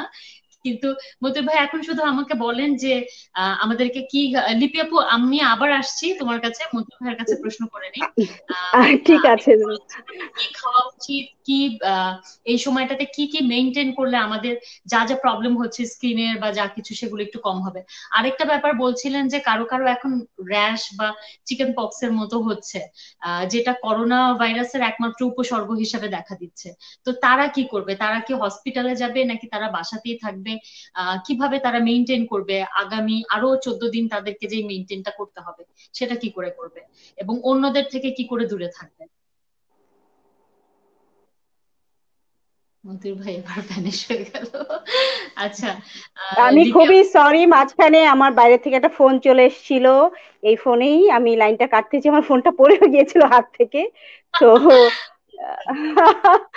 সরি, আমি কোনো একটা জায়গায় ছিলাম। আমরা লাইভে কথা বলছি, কানেক্টেড থাকছি, এটাই আসলে বড় ব্যাপার। যেমন আমি হ্যাঁ, প্রথমে বলতে আমার দরজাটা বন্ধ করে রাখতে হচ্ছে কারণ যে কোনো সময় যে কেউ ধাক্কা দিয়ে ঢুকে যাবে, এবং স্পেশালি আমার ছেলে।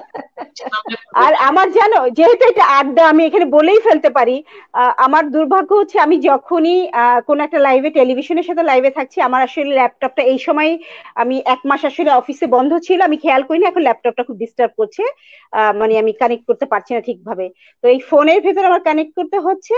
আর যখনই আমি কোনো একটা লাইভে থাকছি, টেলিভিশনের লাইভে বা যেটাই হোক না কেন, তখনই আমার একটা ফোন আসবে, এবং ফোন আসার পর ঠিক এই ডিজাস্টারটা হচ্ছে। এটা একবার হয়নি, আমি এরপর থেকে সত্যি কোনো লাইভে গেলে আমি আগে একটা স্ট্যাটাস দিব যে এই 1 ঘন্টা আমাকে কেউ কল করো না প্লিজ। আমি কোথায় যেন ছিলাম, এটা ভালো হবে।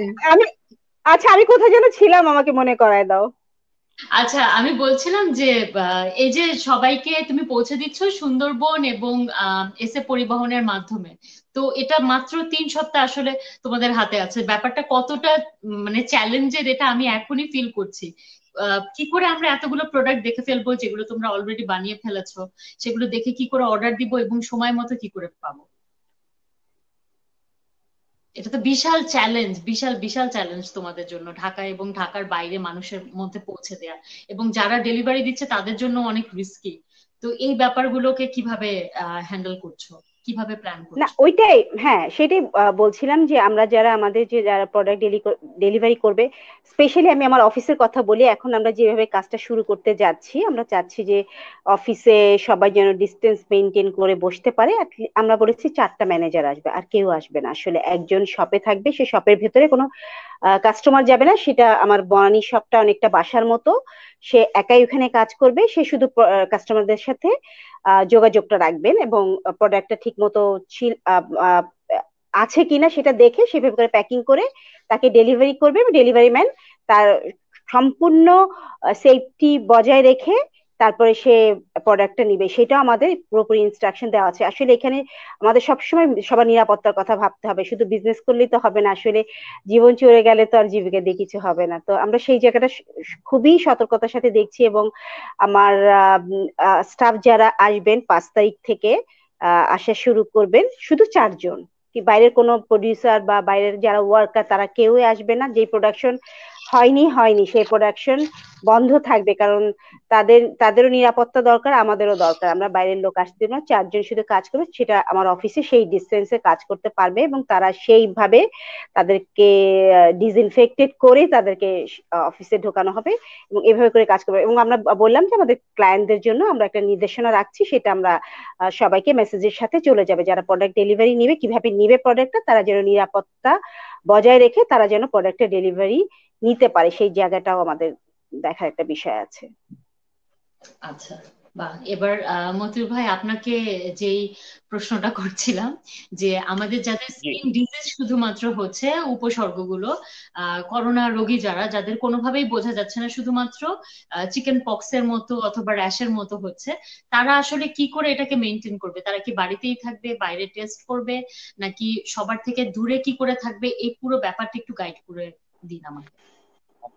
প্রথম যেটা লাগবে সেটা হচ্ছে যে ঘরে থাকা, স্টে হোম। এটা হচ্ছে ফার্স্ট এবং one of the best effective treatment. আমি যেটা বলবো সেটা হচ্ছে ইটস এ ট্রিটমেন্ট। ঘরে থাকাটাই হচ্ছে চিকিৎসা। আচ্ছা, যদি একান্ত বাইরে বের হতে হয় তাহলে পিপিই সবার দরকার নেই, কিন্তু গ্লাভস এবং মাস্ক যাতে ব্যবহার করেন। আর যদি কারো দেখা যাচ্ছে যে কোনো সিমটমস ডেভেলপ করলো, উনি বাসায় আছে, বা সিমটমস ডেভেলপ করলো, যে ঠিক আছে হয়তো দেখা র্যাশ হলো, অথবা আপনার এই কাশি হলো, অথবা জ্বর হলো, উনার কাছে মনে হচ্ছে যে করোনার বা কোভিড সিনড্রোম, এটা যদি উনার কাছে মনে হয়, প্রথম যেটা লাগবে সেটা হচ্ছে উনাকে প্যানিক হওয়া যাবে না, একদম না।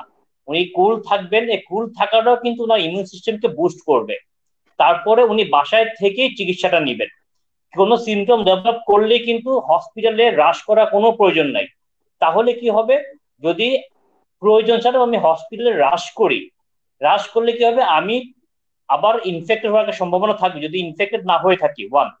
সেকেন্ড হচ্ছে, যার আসলে চিকিৎসাটা প্রয়োজন উনি কিন্তু চিকিৎসাটা পাবেন না। এই কারণে আমরা যদি দেখি যে ঠিক আছে আমার একটু জ্বর হচ্ছে, একটু শ্বাসকষ্ট হচ্ছে, আমি প্যানিক হয়ে হসপিটালে চলে গেলাম, এটা কোনো প্রয়োজন নেই। উনি বাসায় থাকবেন। বাসায় থেকে উনি আমাদের যে যে ফোনে যে সিস্টেম আছে বাতায়নে, সরকারের যে সিস্টেম করেছেন টেলিফোনে চিকিৎসা নেওয়ার, বাতায়ন, তো বাতায়নে সরকারের এই ফোনের ওভার দ্য ফোন উনি ট্রিটমেন্ট নিবেন।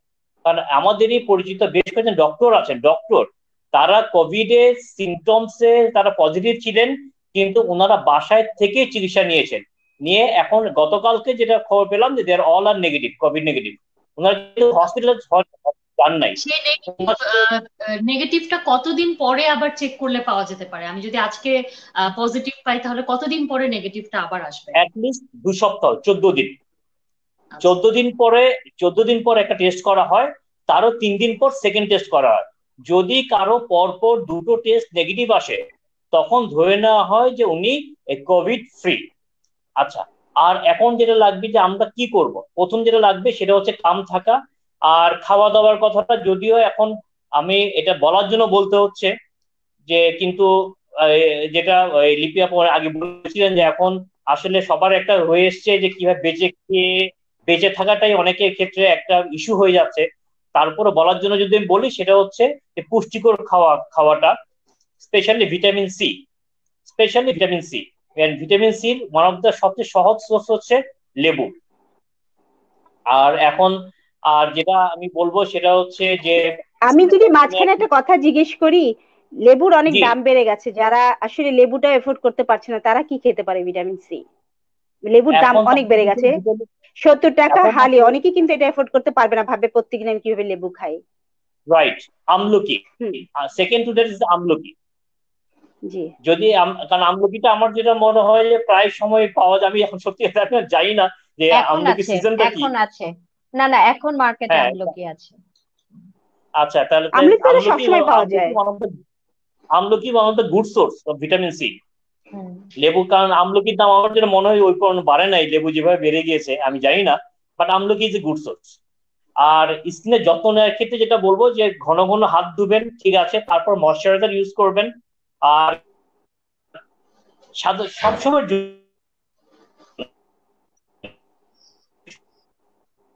সবসময়ের জন্য দেখেন খুব ভালো আছে।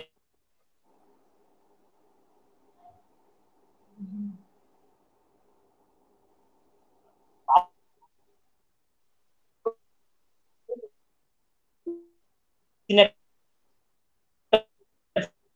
যত্ন নেওয়া লাগে। এই যত্নটা কেন, যত্নটা হচ্ছে স্কিনটা যাতে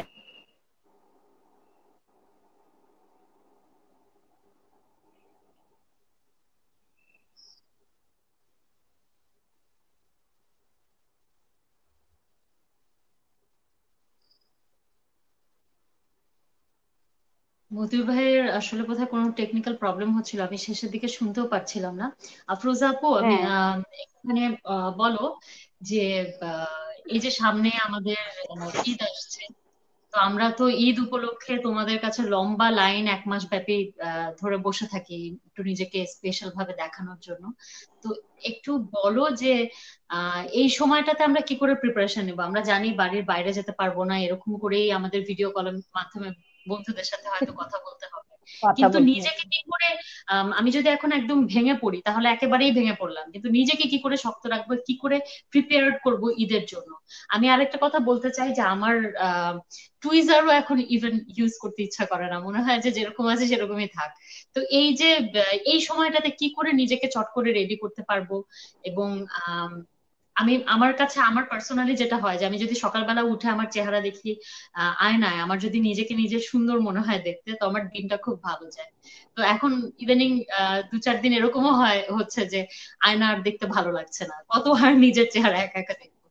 তো এই সময়টাতে নিজেকে কি করে শক্ত রাখা যায়, কি করে আরেকটু প্রিপেয়ার হওয়া যায়, কি করে নিজের রূপচর্চা করা যায়, এটা একটু বলো। আমি যেমন একটা কথা বলতে চাই যে আমার এই যে আন্ডার লিপ যে কাজগুলো সেগুলো লোয়ার আমরা লিপ। কি করি।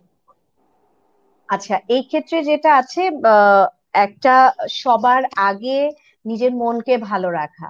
আর নিজের মনকে যদি ভালো রাখতে হয় তাহলে সেটার জন্য আমরা একটা দুটো বিষয় মাথায় রাখতে পারি। এক হচ্ছে, আমি ঘুম থেকে যখন উঠবো, আমরা তো দেখা যায় এখন সেহরি টেরি খেয়ে একবারে ঘুমাতে যাই না, নামাজ টামাজ পড়ে। তারপরে যখন ঘুম থেকে উঠি তখন কিন্তু আরাম আয়েশ করেই উঠছি। তো যখন উঠবো, উঠার পরে হতে পারে যে আমার ঠিক ভালো লাগার যে কাজ আছে বা ভালো লাগার যে গান আছে, বা আমি জানালাটা খুলে বারান্দায় একটু বসে থেকে, মানে প্রথম ভালো লাগাটুকু একা একা নেওয়া উচিত প্রত্যেকটা মানুষের। এবং সেটা কখনোই মানে ওই সকালটুকু একদম উঠেই মানে জামাই বাচ্চা ফ্যামিলি এগুলোর মধ্যে ইনভলভ হওয়া উচিত না। একদম প্রথম 20 মিনিট আমি এটা বিলিভ করি এবং আমি এটা মানে মেনটেন করি একদম লিটারেলি। এবং এটা আমি দেখেছি, এটা আমার ভীষণ এনার্জি দেয় আমাকে। তো আমি কি করি, একদম ফ্রেশ হয়ে নিজের মতো করে 15 থেকে 20 মিনিট সময় কাটিয়ে ফেলি। এবং সেই সময়টুকুর মধ্যে আমি চাই না যে কেউ আমাকে ডিস্টার্ব করুক, এবং আমি কাউকে তখন এক্সেস দেই না। তো ওই সময়টুকুতে আমি গান শুনবো, আমি নাচবো, আমি বই পড়বো, বা আমি শুয়ে থাকবো, চার হাত পা চারদিকে দিক যেটাই হোক, নিজের মতো করে এনজয় করা উচিত এবং নিজের সাথে। এবং সারা দিনের পরিকল্পনাটা ওই সময় করে ফেলা উচিত। আজকে ঠিক আমি কতটুকু কি কি করব। লকডাউনের সময়টাতে আমার যেটা মনে হয় যে আমরা অনেকে ভেঙে পড়ছি এ কারণে যে বোর হয়ে যাচ্ছি। আমরা এখন ছোট ছোট বাচ্চাদের মুখে শুনি বোর লাগে। আমরা তো বোর শব্দটা এখনো আমার মনে হয় বুঝতে পারি না, তাদের কাছ থেকে আমরা শুনি বোর হয়ে যাই। হ্যাঁ, বাট এখন হচ্ছে আমরাও বোর হতে শুরু করছি। বাট এটা তখনই সম্ভব যখন কি না আমি একই জিনিস ওই অনেক সময় আমার মাথাটা আইডল থাকছে, তখনই আমি বোর হব। সো আমাদেরকে কি করতে হবে, প্রত্যেকদিন ওই যে সকালে 20 মিনিট, ওই 20 মিনিটের মধ্যে হতে পারে আমরা খুবই, আমি খুবই মানে স্লো গান পছন্দ করি, তো আমি যখন শুনি তখন ওর মধ্যে মধ্যে আমি প্ল্যান করে ফেলি আজকে আমি কোন কাজটা করব যেটা দিয়ে আমার বেশিরভাগ সময় কেটে যাবে। সো আর ইন্টারেস্টিং কাজ হতে হবে। সো বিষয়টা এরকম যে আজকে আমি নিজে যেমন আমার কিচেন ক্লিন করেছি এমন ভাবে সেটাকে একদম ওয়াশ আউট করা, এবং সেটা করতে যে সকাল 8টা থেকে 5টা পর্যন্ত আমি একটা কাজই করেছি। সো এটার মধ্যে দিয়ে আমি কিন্তু এনজয় করেছি, এবং আমি এত স্ট্যামিনা কোথায় পেয়েছি আমি জানি না। এবং আমি পুরো কাজটা এনজয় করেছি, ফাঁকে ফাঁকে সবাই আসছে গল্পও করছি, কিন্তু আমি এর মধ্যে থেকে নিজের এনার্জিটাও বের করে এনেছি। এবং তারপরে আমি চিন্তা করেছি যে না, আমাকে এটাকে 5:30টার মধ্যে শেষ করে ইফতার টিফতার করে সোহানার জন্য রেডি হয়ে যেতে হবে। সো এরপরে আমার আর অপশন নেই। তো আমি প্রতিদিন এখন যখন চিন্তা করি কালকে লকডাউন খুলে যাবে, তখন আমার মনে হয় কেন আর 2টা দিন বাড়ছে না, কারণ আমার কাজ তো এখনো শেষ হয়নি, আমার তো এখনো অনেক কাজ রয়ে গেছে। তো এটা আমার মনের শক্তি যে আমি নিজেকে চিন্তা করতে হবে। আমি নিজেকে, আমরা কখনো সময় দিতে পারি না, আমরা আমাদের পরিবারকে সময় দিতে পারি না। আমার পরিবার, আমি আজকে সোহানা সাবা একটা অ্যাওয়ার্ড পেলে সেই অ্যাওয়ার্ড এনে প্রথমে তার সন্তানকে দেখাবে, তার বাবা মাকে দেখাবে, দেখো আমি অ্যাওয়ার্ডটা পেয়েছি। এবং ওটাতে যে সুখ আছে, ফেসবুকে 1000টা কমেন্টসেও কিন্তু সেই সুখ নেই। তো যেখানে আমার পরিবার আমার সুখের মূল সোর্স, সেই পরিবারের সাথে আমি কাটানোর সময়টাকে আমি অনেক ইন্টারেস্টিং করে কাটাই। হতে পারে আমার সন্তানকে নিয়ে আমি নাটক করি একদিন সন্ধ্যায়, একদিন আমি আমার বাবা মার সাথে গান করি, একদিন আমি তাদেরকে খুব ভালো রেঁধে এমন খাবার খাওয়াই যে খাবারটাতে তারা ফিরে যাবে 20 বছর পেছনে। বা হতে পারে বাবা মাকে নিয়ে একটা কিছু উৎসব ক্রিয়েট করি। মানে নিজের মতো করে আমার মনে হয় প্রতিটা মুহূর্ত সাজাতে পারি।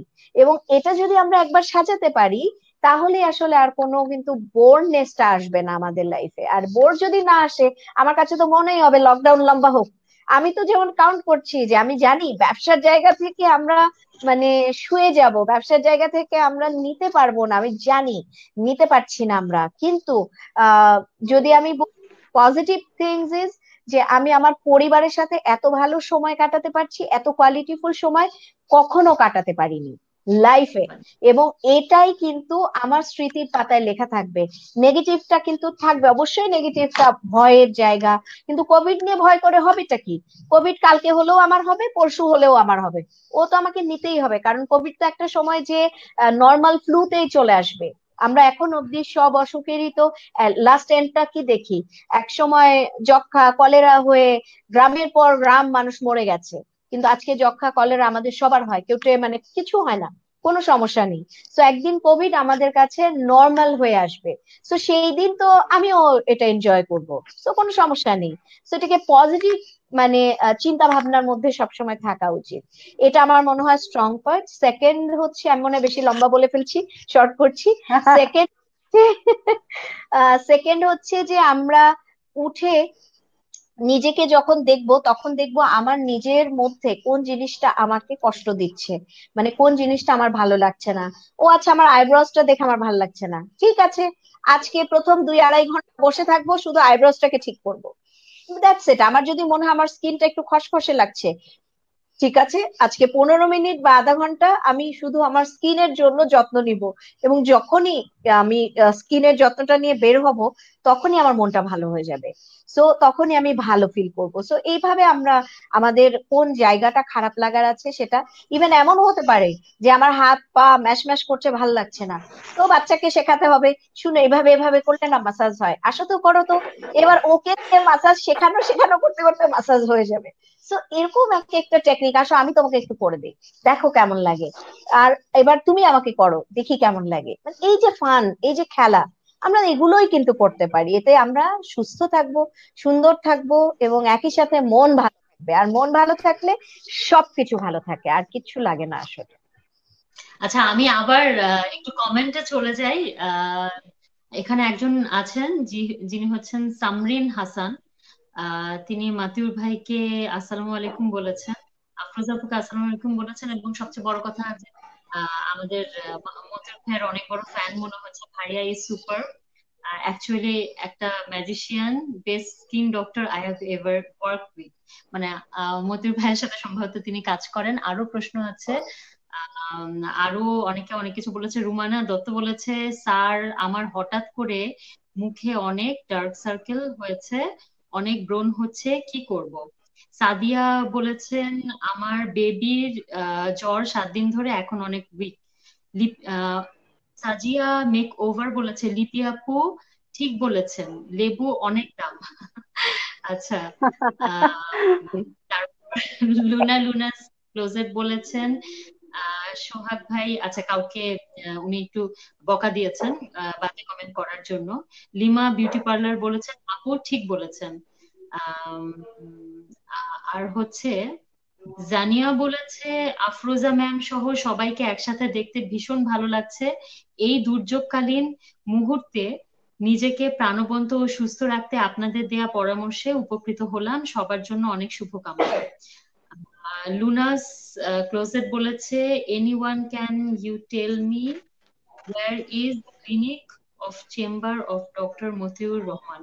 আচ্ছা মতিউর ভাই, আপনার সাথে যদি পার্সোনালি কেউ যোগাযোগ করতে চায় এই লকডাউনের পরে, আপনি একটু আপনার অ্যাড্রেসটা বলেন যে আপনাকে কোথায় খুঁজে পাবে তারা। আচ্ছা, আমি দুই জায়গাতে বসছি, প্রতি শনি সোম বুধবার। শনি সোম বুধবার হচ্ছে বনানী আমি আমি কথা রোড 11 জেন স্কিন, আর রবি মঙ্গল বৃহস্পতিবার। আরেকবার বলুন। হ্যালো, জি মতিউর ভাই, আরেকবার বলুন আপনার কথা। প্রতি শনি, জি এটা বলছি, প্রতি শনি সোম বুধবার বনানী রোড 11-তে জেন স্কিন, দুপুর 2টা থেকে সন্ধ্যা 6টা।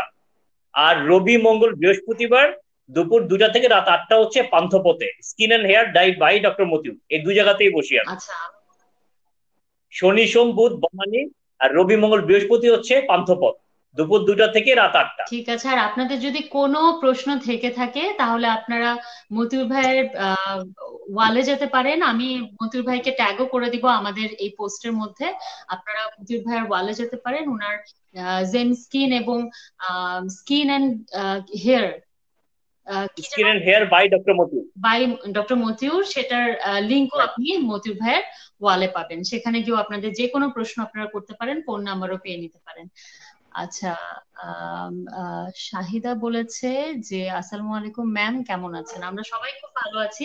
আপনারা আমাদের সাথে আছেন, আড্ডা দিচ্ছেন, আড্ডা শুনছেন, আমাদের সাথে পার্ট হয়ে আছেন, আমাদের খুব ভালো লাগছে। আসলে সবার কাছ থেকে অনেক অনেক কিছু জানার আছে, এখনো জানার আছে।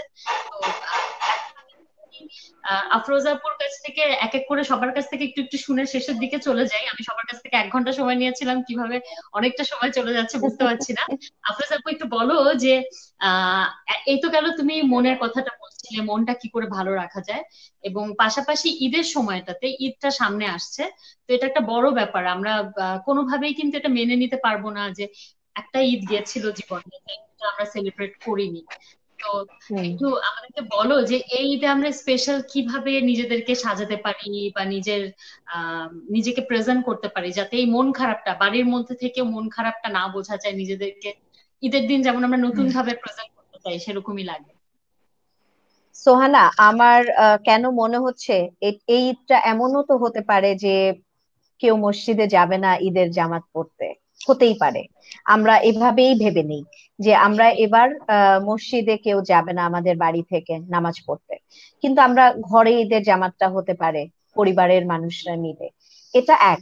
দুই হচ্ছে, ঈদের দিন আল্লাহর এমন একটি রহমত থাকে, এমন একটি নেয়ামতের দিন। এটা আসলে আমি মনে করি যারা বিলিভার না তারাও কিন্তু এটা রিয়েলাইজ করে। ইটস লাইক এরকম যে ঈদের দিনের ভোরের বাতাস আর অন্য দিনের ভোরের বাতাস আকাশ আর পাতাল পার্থক্য। ইটস লাইক আমি সবসময় ফিল করি এটা, যে ঈদের দিনের ভোরের বাতাসটার মধ্যে এমন একটি বিষয় আছে যেটি মানুষ মনকে এমনি আনন্দে ভরিয়ে দেয়। সো এটা একটু একেবারেই অন্য একটা ব্যাপার, এবং এটা আল্লাহর কুদরত ছাড়া আর কিছু হতে পারে না। তো এই জায়গা থেকে আমরা ওইটা এনজয় করব অবশ্যই সবাই। ভোরবেলা ঘুম থেকে উঠবো অবশ্যই আমরা। এবারের ঈদ দেখে আমরা যাব না কোথাও, কেউ আসবে না, তাই আমি ঘুম থেকে 12টার সময় উঠবো, এটা আমরা যেন কেউ না করে, এটা আমার রিকোয়েস্ট।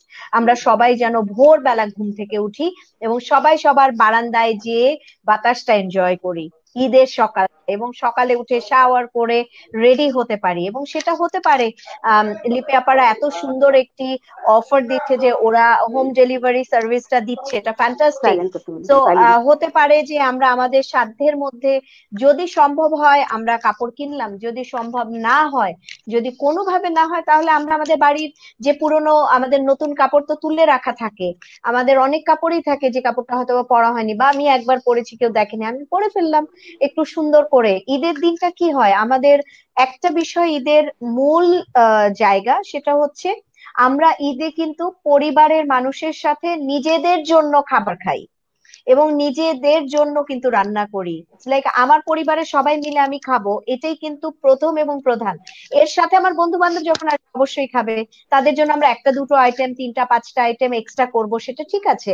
কিন্তু পরিবারকে নিয়ে যে ইয়েটা আয়োজনটা থাকে, আমি যেটা দেখি যে ঈদের দিন অ্যাটলিস্ট আমার মা শাড়ি পরে চোখে টা পড়ে।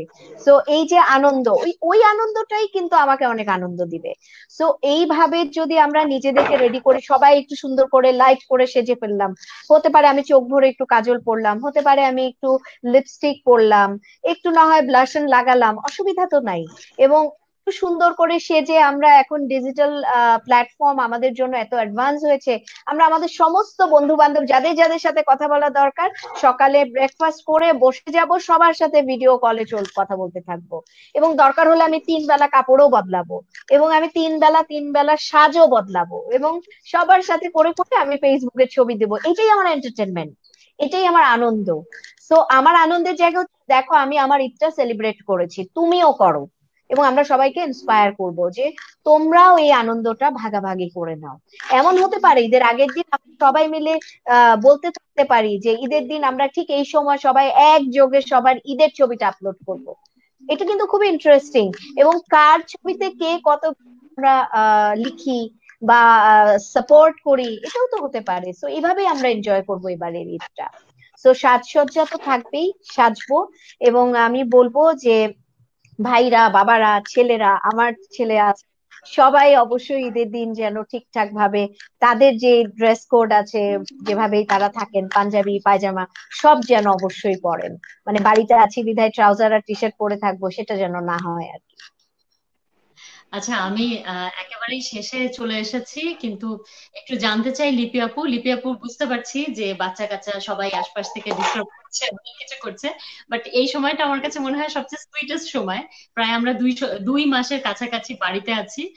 আমার ছেলের কাছে যেমন, ওর 5 বছর বয়স, ওর কাছে যেমন এটা একদম নতুন যে ওর ওর মামাই এবং ওর নানি, ওর মামা সবাই একসাথে বাসায়, ও একসাথে পাচ্ছে। ওর জন্য আসলে প্রতিদিনই ঈদ, এবং আজকে থেকে 10-15 হ্যাঁ, বছর পরেও সে তো এই সময়টাকে মনে করে খুব এনজয় করে মানুষকে বলতে পারবে যে ওই যে করোনার সময় মামাই আমার বাসায় ছিল, সারাদিন ছিল।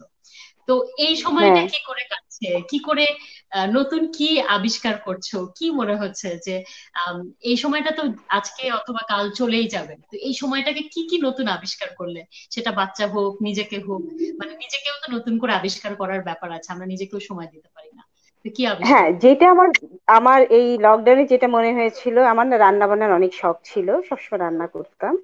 কিন্তু মাঝখানে রান্না বান্না একদম কিচেন থেকে বের হয়ে গেছিলাম, তো এখন প্রত্যেকদিন কিছু না কিছু রান্না করতে হয়। এবং আমার বিকেল বেলা এখন খুব ভালো লাগে যে যখন ইফতারের টাইমটা, আসরের নামাজটা পড়েই চলে যায় কিচেনে, কিচেনে যে সবই নিজের হাতে করতে হয়। তো প্রত্যেকদিন একটা নতুন করে ডিশ করার চেষ্টা করি সেই জায়গাটা থেকে। স্পেশালি আমার ছোট বাচ্চাটা সব রোজা রাখছে, ওর বয়স এখন 11 বছর, সে সব রোজা রাখছে, এবং সে প্রত্যেকদিন তার একটা বায়না থাকে কিছু একটা রান্না করে দেওয়া। তো একটা জিনিস কি জানো, আর একটা হচ্ছে আমার বাচ্চার কাছে যে আমি বাসায় আছি এটা তাদের কাছে নতুন না, কারণ আমার বাচ্চা অফিসে বড় হয়েছে, ও স্কুল থেকে কিন্তু সরাসরি অফিসে আসে। তো ও কিন্তু সারাক্ষণ আমার সাথেই থাকে, খাওয়া দাওয়া একসাথে, সবকিছু একসাথেই হয়। আর ইভেন আমি কোথাও বাইরে গেলে ও আমার সাথেই থাকে। তো এই কারণে খুব একটা যে ওরা মনে করছে যে মা বাসায় আছে বা ইয়ে, বরং আজকে বলছিল যে আর তো বাসায় ভালো লাগে না, কখন অফিসে যাব, ওই স্কুল না অফিসে কখন যাবে। তো এই জায়গাটা থেকে তাদের মানে মাকে মাকে নতুন ভাবে যেটা পাচ্ছে সেটা হচ্ছে মা প্রতিদিন নতুন একটা কিছু রান্না করে দিচ্ছে, সেই জায়গাটা থেকে সে আর খুব হ্যাপি। লিপি আপার খাবার আর কিন্তু অনেক ভালো হয়, অনেক টেস্টি হয়। হ্যাঁ, হ্যাঁ, খুবই এটা ক্রিয়েটিভ সবার রান্না হয়, রান্নাই, জিনিসটা খুবই হ্যাঁ মজার হয়। হ্যাঁ, এবং যে বলছে তার রান্না খুব ভালো, সবাই আমরা আসলে ক্রিয়েটিভ কাজ যারা করে তারা রান্নাতে অনেক ক্রিয়েটিভ হয়, এটা সত্যি কথা। একজন আর্টিস্ট তার রান্না, যে কোনো আর্টিস্টই, সে যেহেতু সাজাতে পারে, সে যেহেতু কাপড় বানাতে পারে, সে যে রং তুলি দিয়ে আঁকতে পারে, সে সুন্দর রান্নাও করতে পারে, এটা একদম সত্যি একটা আচ্ছা কথা। আর লিপি আপু, আমি যে, এই সময় কি কিছু আঁকছো তুমি? হ্যাঁ, ছবি আঁকছো এই সময় কিছু? ছবি আঁকছি না, কিন্তু আমি এখন স্কেচ করছি প্রত্যেক দিনই। আমি সামনে যে আসলে এই বছর কয়েকটা ফ্যাশন শো হওয়ার কথা ছিল, হয়নি, কিন্তু যেহেতু এই বছর হয়নি আমি জানি এটা নেক্সট ইয়ারে হবে, তো সেই কালেকশন গুলোর ড্রয়িং গুলো করে রাখছি, সেই একটা পার্ট আমার আগাচ্ছে। আর যেটা করছি সেটা, আমার মালা গাঁথার ভীষণ শখ। আমি ছোটবেলা থেকে বীজ জমাতাম, যেই দেশে যাই সেই দেশের একটা পেন্ডেন্ট, একটা বীজ অথবা একটা কিছু ওরকম হয় না জোড়াতালি দিয়ে মালা বানানো। আমি যদি আফরোজা, এখন আমাকে খুব বকাবকি করবে, আফরোজার অনেকগুলো মালা গাঁথা হয়নি। তো আমার, আমি সেগুলো আসলে আজকে অফিসে গিয়েছিলাম কিছু নিয়ে আসতে। আমি প্রত্যেকদিন একটা করে মালা গাঁথি। কালকে না আমার মনে হয়েছে কি যে এখন তো একটু তসবি পড়ি, যে দোয়া দোয়া পড়তে গেলে তো তসবিটা দেখে মনে হচ্ছে কি তসবি গুলো না সব একঘেয়েমি একই রকম লাগে। আজকে একটা আমি একটা পার্লের তসবি বানিয়েছি সকালবেলা, এই যে ছোট ছোট ক্রিয়েটিভ কাজ। তারপরে মনে হয়েছে যে কাপড়টা না প্রত্যেকদিন সকালবেলা উঠে 1 ঘন্টা যখন আমার প্রত্যেকদিন আধা ঘন্টা থেকে 1 ঘন্টা আমি আলমারির দিকে তাকিয়ে থাকতাম যে আসলে কি পরে যাব। আসলে কাপড়, অফিস খুবই সাদামাটা ভাবে অফিসে যাই, কিন্তু তারপরে তাকিয়ে থাকতাম যে আসলে কি পরবো। তো সেই জায়গাগুলো, সেই ভাবনা থেকে আমি পুরা আমার ক্লোজেট গুছিয়ে ফেলেছি। আমার কাছে মানে আমার সারাটা জীবন আমি যে কদিন বেঁচে থাকবো এইভাবে করেই হবে। এবং আমি প্ল্যান করে ফেলেছি যে আসলে ক্লোজেটের কোন কোন জায়গায় আমার ছোট স্পেসে আমি কিভাবে করে কাপড়গুলোকে রাখতে পারি, কিভাবে অর্গানাইজ করতে পারি, তার জন্য আমি ডিজাইন করে ফেলেছি যে কি কি বক্স হবে। এবং আমি আমার কিছু বন্ধুদের সাথে সেই আইডিয়া শেয়ার করছি, তারাও চেয়েছে তাদের ওই জায়গায় কিভাবে করে। এখন তারা আমার আলমারি খুলে খুলে দেখাচ্ছে যে তারা কিভাবে করে সেই আলমারিটাকে গুছাবে, এবং আমি সেভাবে করে বক্স রাখছি। এবং জুয়েলারি বক্স গুলো সবচেয়ে সুন্দরভাবে অর্গানাইজ করেছি, যে জুয়েলারি গুলো খুঁজে পাওয়া যায় না, ছোট ছোট জিনিস প্রত্যেকটা ড্রয়ারে বক্স করে করে প্রত্যেকটা বক্সের গায়ে নাম লিখে। লাইক আমি একটা উদাহরণ দিই, এটা সবার কাজে লাগবে। একটা বক্স, এই যে আইসক্রিমের বক্স গুলো যে আছে স্কোয়ার, সেটার ভেতরে উপর একটা স্টিকার লাগিয়ে লিখেছি silver oxidised, pearl, stone jewellery, copper gold, gold plated. তো এরকম ক্যাটাগরি করেছি। তো ধরো আমার মনে পড়ছে যে, ও তারপরে আমি কি করছি, প্রত্যেকটা ছবি তুলে আমি একটা অনলি মি করে একটা ফেসবুকে একটা একটা অ্যালবাম বানিয়ে রেখেছি, যে অ্যালবামটা আসলে আমাকে হেল্প করবে খুঁজে বের করতে। শুধু এইটা না, আমি আমার বাড়ির পুরা বাড়ি ক্রকারিজ এর একটা অ্যালবাম বানিয়েছি, মাই কিচেন। কিন্তু ওইটা অনলি মি, তোমরা কেউ দেখতে পাবে না। ওইটা একটা কাজ করবে, কারণ অনেক সময় আমরা ক্রকারিজও খুঁজে পাই না যে আসলে আমার কি আছে। যখন মেহমান আসবে, এখন আসলে যেহেতু কিচেনটা নিজে কাজ করছি একা, নিজের মতো করে অর্গানাইজ করে নিলে এখন আমার একটু কষ্ট হয় না। কয়দিন আগেও ছিল জানো, আমার একটা অসুখ হয়ে গেছিল, আমি খুঁজবো না, খুঁজতে গেলে আমার ভয় লাগতো, আমি খুঁজে পাচ্ছি না, আমার মাথা খারাপ লাগতো। এখন আমি যেখানে হাত দিয়ে আমি একটা করে জিনিস খুঁজে পাচ্ছি। এই 1 মাসে আমার এই উপকারটা হয়েছে যে আমি আমার ক্লোজেট, তারপরে আমার ডিনার ওয়াগান, আমার কিচেনটাকে আমি আমার মতো করে গুছিয়ে নিতে পেরেছি, এবং কাজ করার খুবই সহজ। এখন যদি আমার বাসায় সত্যি কথা, যদি কাজের লোক না থাকেন ভয় পাবো না, সব কাজ করতে পারবো। সেই শিক্ষাটা আমার এই এই পুরা লকডাউন এবং এই রোজার মাসটাতে হচ্ছে। আর ঈদ সামনে, ঈদের দিন আফরোজা অনেকখানি বলে ফেলেছে যে আমার কাছে মনে হয়েছে যে এবার ঈদে আমিও খুব একটা এনকারেজ করি না যে সবাই নতুন কাপড় কিনুক, নতুন কাপড় পরুক। ওই টাকাটা আসলে আহ, আমার বিজনেসের দিকে থেকে অনেক খারাপ। বাট আমি তারপরে বলবো যে ওই টাকাটা আসলে একটা ফ্যামিলিকে হেল্প করলে, একটা ড্রেস 10,000 টাকা দিয়ে 10,000 টাকা তো কমই বললাম, মানুষ 1-1.5 লাখ টাকা দিয়ে শাড়ি কেনে ঈদের সময়। ওই জায়গাটাতে খরচ না করে সেই জায়গাটা, এটা যারা সবার সাথে ভাগাভাগি করে খরচটা করে, অনেক পরিবারে খাবার থাকবে না নেক্সট মান্থে।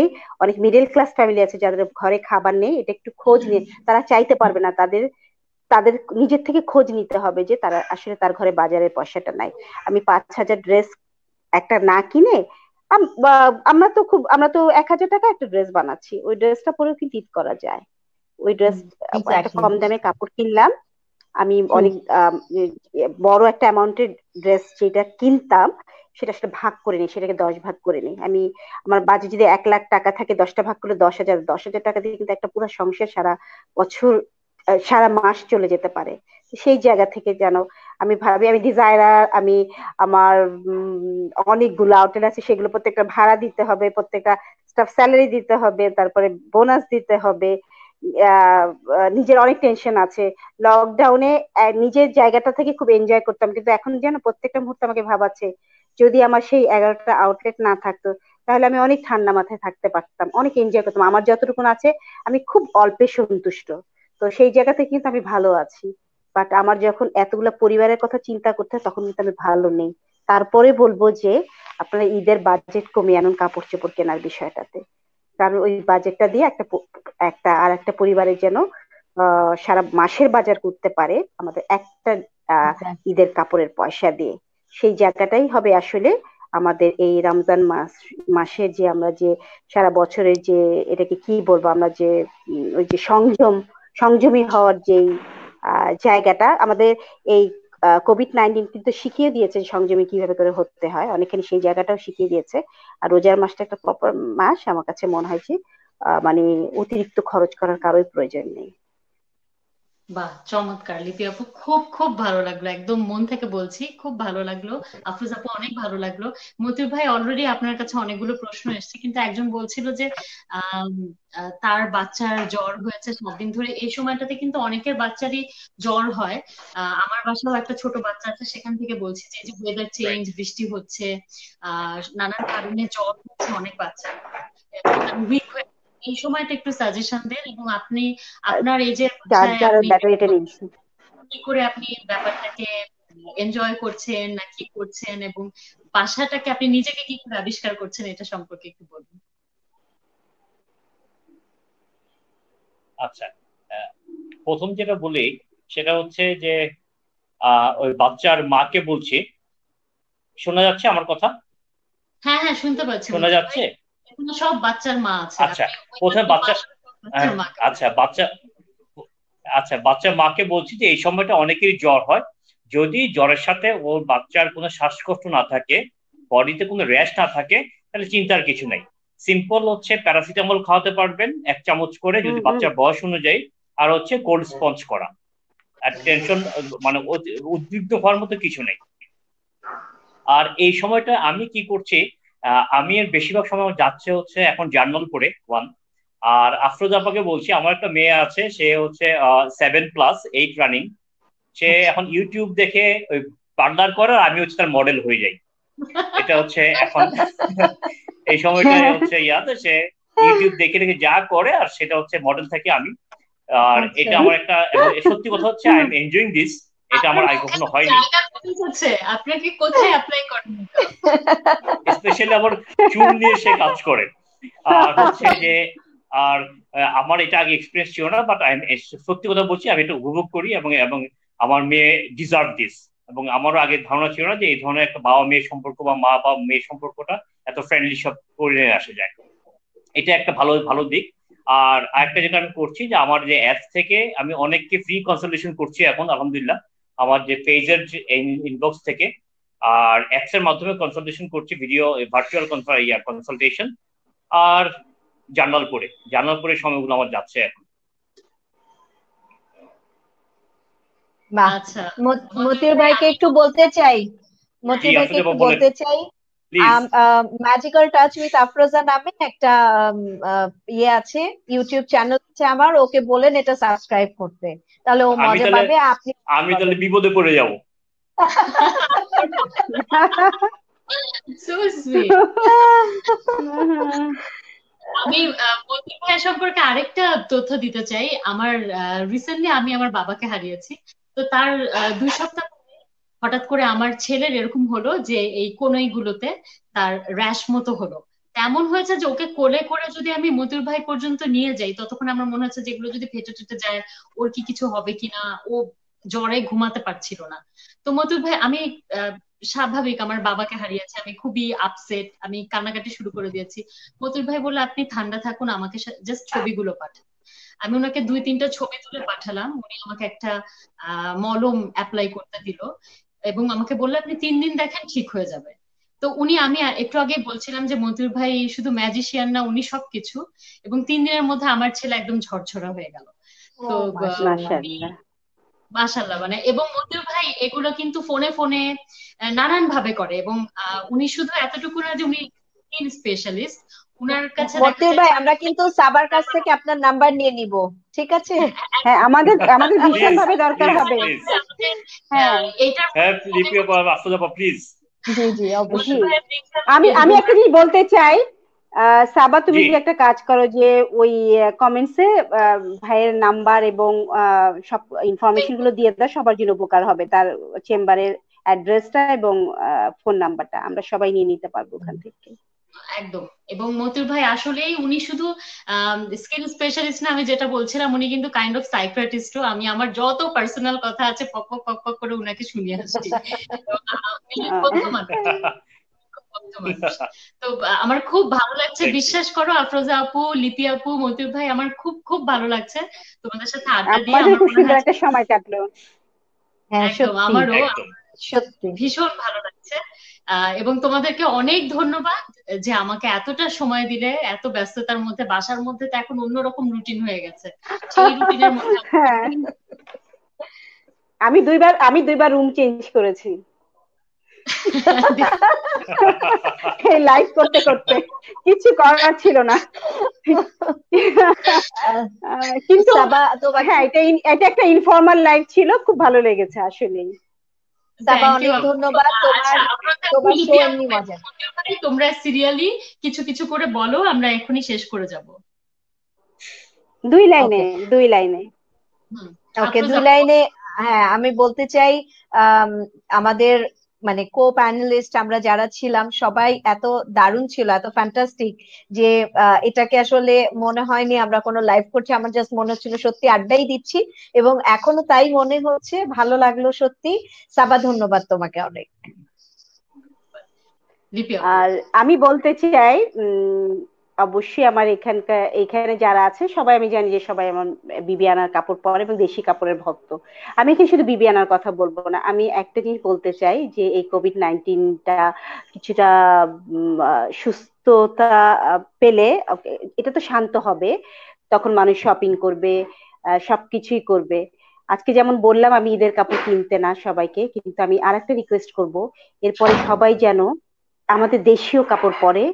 দেশীয় শুধু দেশীয় কাপড় না, সমস্ত লোকাল প্রোডাক্ট সেইটা যেন ইউজ করে। তাহলে হবে কি, আমাদের মতো যারা উদ্যোক্তা আছে, শুধু আমরা তো না, আমরা কোনোভাবে সার্ভাইভ করে যাবো, আমাদের সাথে কিন্তু হাজারটা ক্ষুদ্র উদ্যোক্তা আছে যারা কাজ করে থাকে আমাদের সাথে। আমরা যদি তাদের কাজ না দিতে পারি, তারা কিন্তু বসে যাবে। আর আমরা কোথা থেকে কাজ দিব? আমাদের যদি ক্রেতারা আমাদের থেকে না কেনে, তাহলে কিন্তু আমাদের কাজও বন্ধ হয়ে যাবে। তো সেই জায়গা থেকে যদি দেশের প্রতি এতটুকুন ভালোবাসা থাকে মানুষ সবার, আমার মনে হয় যদি একটা প্রমিস করি যে আমরা নেক্সট 3 ইয়ার্স আমরা শুধু আমাদের দেশি কাপড় কিনবো, তাহলে কিন্তু আমাদের যে দেশীয় পোশাক শিল্পটা আছে সেটা বেঁচে যাবে। একটা ইনফরমেশন আমি দেই যে আমাদের এই প্রায় বাংলাদেশে 50,000-এর মতো বুটিক আছে, এবং তার সাথে প্রায় কর্মী জড়িত আছে প্রায় 50 লক্ষ, এবং তার 90% হচ্ছে মহিলা। এবং মহিলাদের কিন্তু অনেক বড় একটা কর্মসংস্থানের জায়গা হচ্ছে এই বুটিক এবং এই বিউটি পার্লার। কারণ এই জায়গাটা শুধু মেয়েরাই কাজ করে বেশিরভাগ ক্ষেত্রে। যারা একটা সময় বলতাম আমরা যে অশিক্ষিত, তারা চাকরি পাবে না, কিন্তু তারা কিন্তু আরেকটা জায়গায় অনেক স্কিল ছিল, তারা স্কিল ডেভেলপ, আমাদের নিজেদেরকে তাদেরকে তৈরি করতে হয়েছে, তাদের স্কিল ডেভেলপমেন্টটা যেটা হয়েছে সেই জায়গাটা তারা কাজে লাগিয়ে কিন্তু তারা কর্মসংস্থান করছে। তো সেই জায়গাটা যেন ঠিক থাকে, সেটা ঠিক থাকবে একমাত্র যদি আমাদের ক্রেতারা ঠিক থাকে, আমাদের ক্রেতাদের ভিতর যদি তাদের একটু সহানুভূতি থাকে আমাদের দেশের জন্য এবং আমাদের এই সমস্ত কর্মীদের জন্য। সবাই দেশি কাপড় পরবেন। থ্যাংক ইউ লিপি আপু। মতিউর ভাই কিছু বলুন। এইখানে আমি যেটা বলছি যে এই যে করোনা ভাইরাস, যে কোভিড-19 যে অ্যাটাক হচ্ছে সারা বিশ্বে বৈশ্বিকভাবে, সেটা কিন্তু আমাদের একটাই শিখিয়েছে, সেটা হচ্ছে আমিত্ব থেকে আসছে আমরা। এখন দেখেন আমরা অনেকেই আসছে তার যে সামর্থ্য যাতে অন্যকে সাহায্য করার মতো একটা ইচ্ছা পোষণ অনেকে করেছেন, অনেকে করছেন। তো আমি তো থেকে আমরাতে চলে এসেছি। এটা আমি বলবো যে কোভিড-19 বা করোনা ভাইরাসের যে অ্যাটাকটা, এটা একটা প্লাস পয়েন্ট সারা গ্লোবালি। আচ্ছা, সেই ক্ষেত্রে আমি এটা বলবো, যেহেতু এই করোনা ভাইরাসের কারণে সারা বৈশ্বিকভাবে একটা অর্থনৈতিক ধস নামার সমূহ সম্ভাবনা আছে। এই ক্ষেত্রে আমি লিপি আপার সাথে একমত, যেটা হচ্ছে যে আমরা নট অনলি বুটিক, প্রতিটা সেক্টরেই আমরা চাবো যে এমন কিছু করতে, যাতে আমার দেশের, আমি, আমার আশেপাশে যারা আছে, আমার পরিচিত যারা আছে, আমার দেশে সবাই যাতে সার্ভাইভ করে, সবাই যাতে উন্নতি, সবাই যাতে বিপদ থেকে রক্ষা পায় একসাথে, আমরা ভাবে, আমি ভাবে না। আর আর লাস্টে যেটা বলছি সেটা হচ্ছে থ্যাংক ইউ সাবা আপনাকে ইনভাইট করার জন্য, প্লাস আফরোজা আপা, লিপি আপা দুজনকে অসংখ্য ধন্যবাদ। এটা ঠিক আফরোজা আপার সাথে আমি একমত যে যে এই যে এই আড্ডাটা মনে হচ্ছে সামনাসামনি আমরা করছিলাম, যেভাবে কথা হচ্ছিল। তো আর সবাইকে বলবো যেটা, সেটা হচ্ছে এই রমজান মাস অনেক পবিত্র মাস, আমরা প্রত্যেকের জন্য দোয়া করবো যাতে অ্যাটলিস্ট এই বিপদ থেকে সবাই যাতে আমরা রক্ষা পেয়ে যাই। জি, সবাই ভালো থাকবেন। অনেক ধন্যবাদ, আপনারা সবাই ভালো থাকবেন।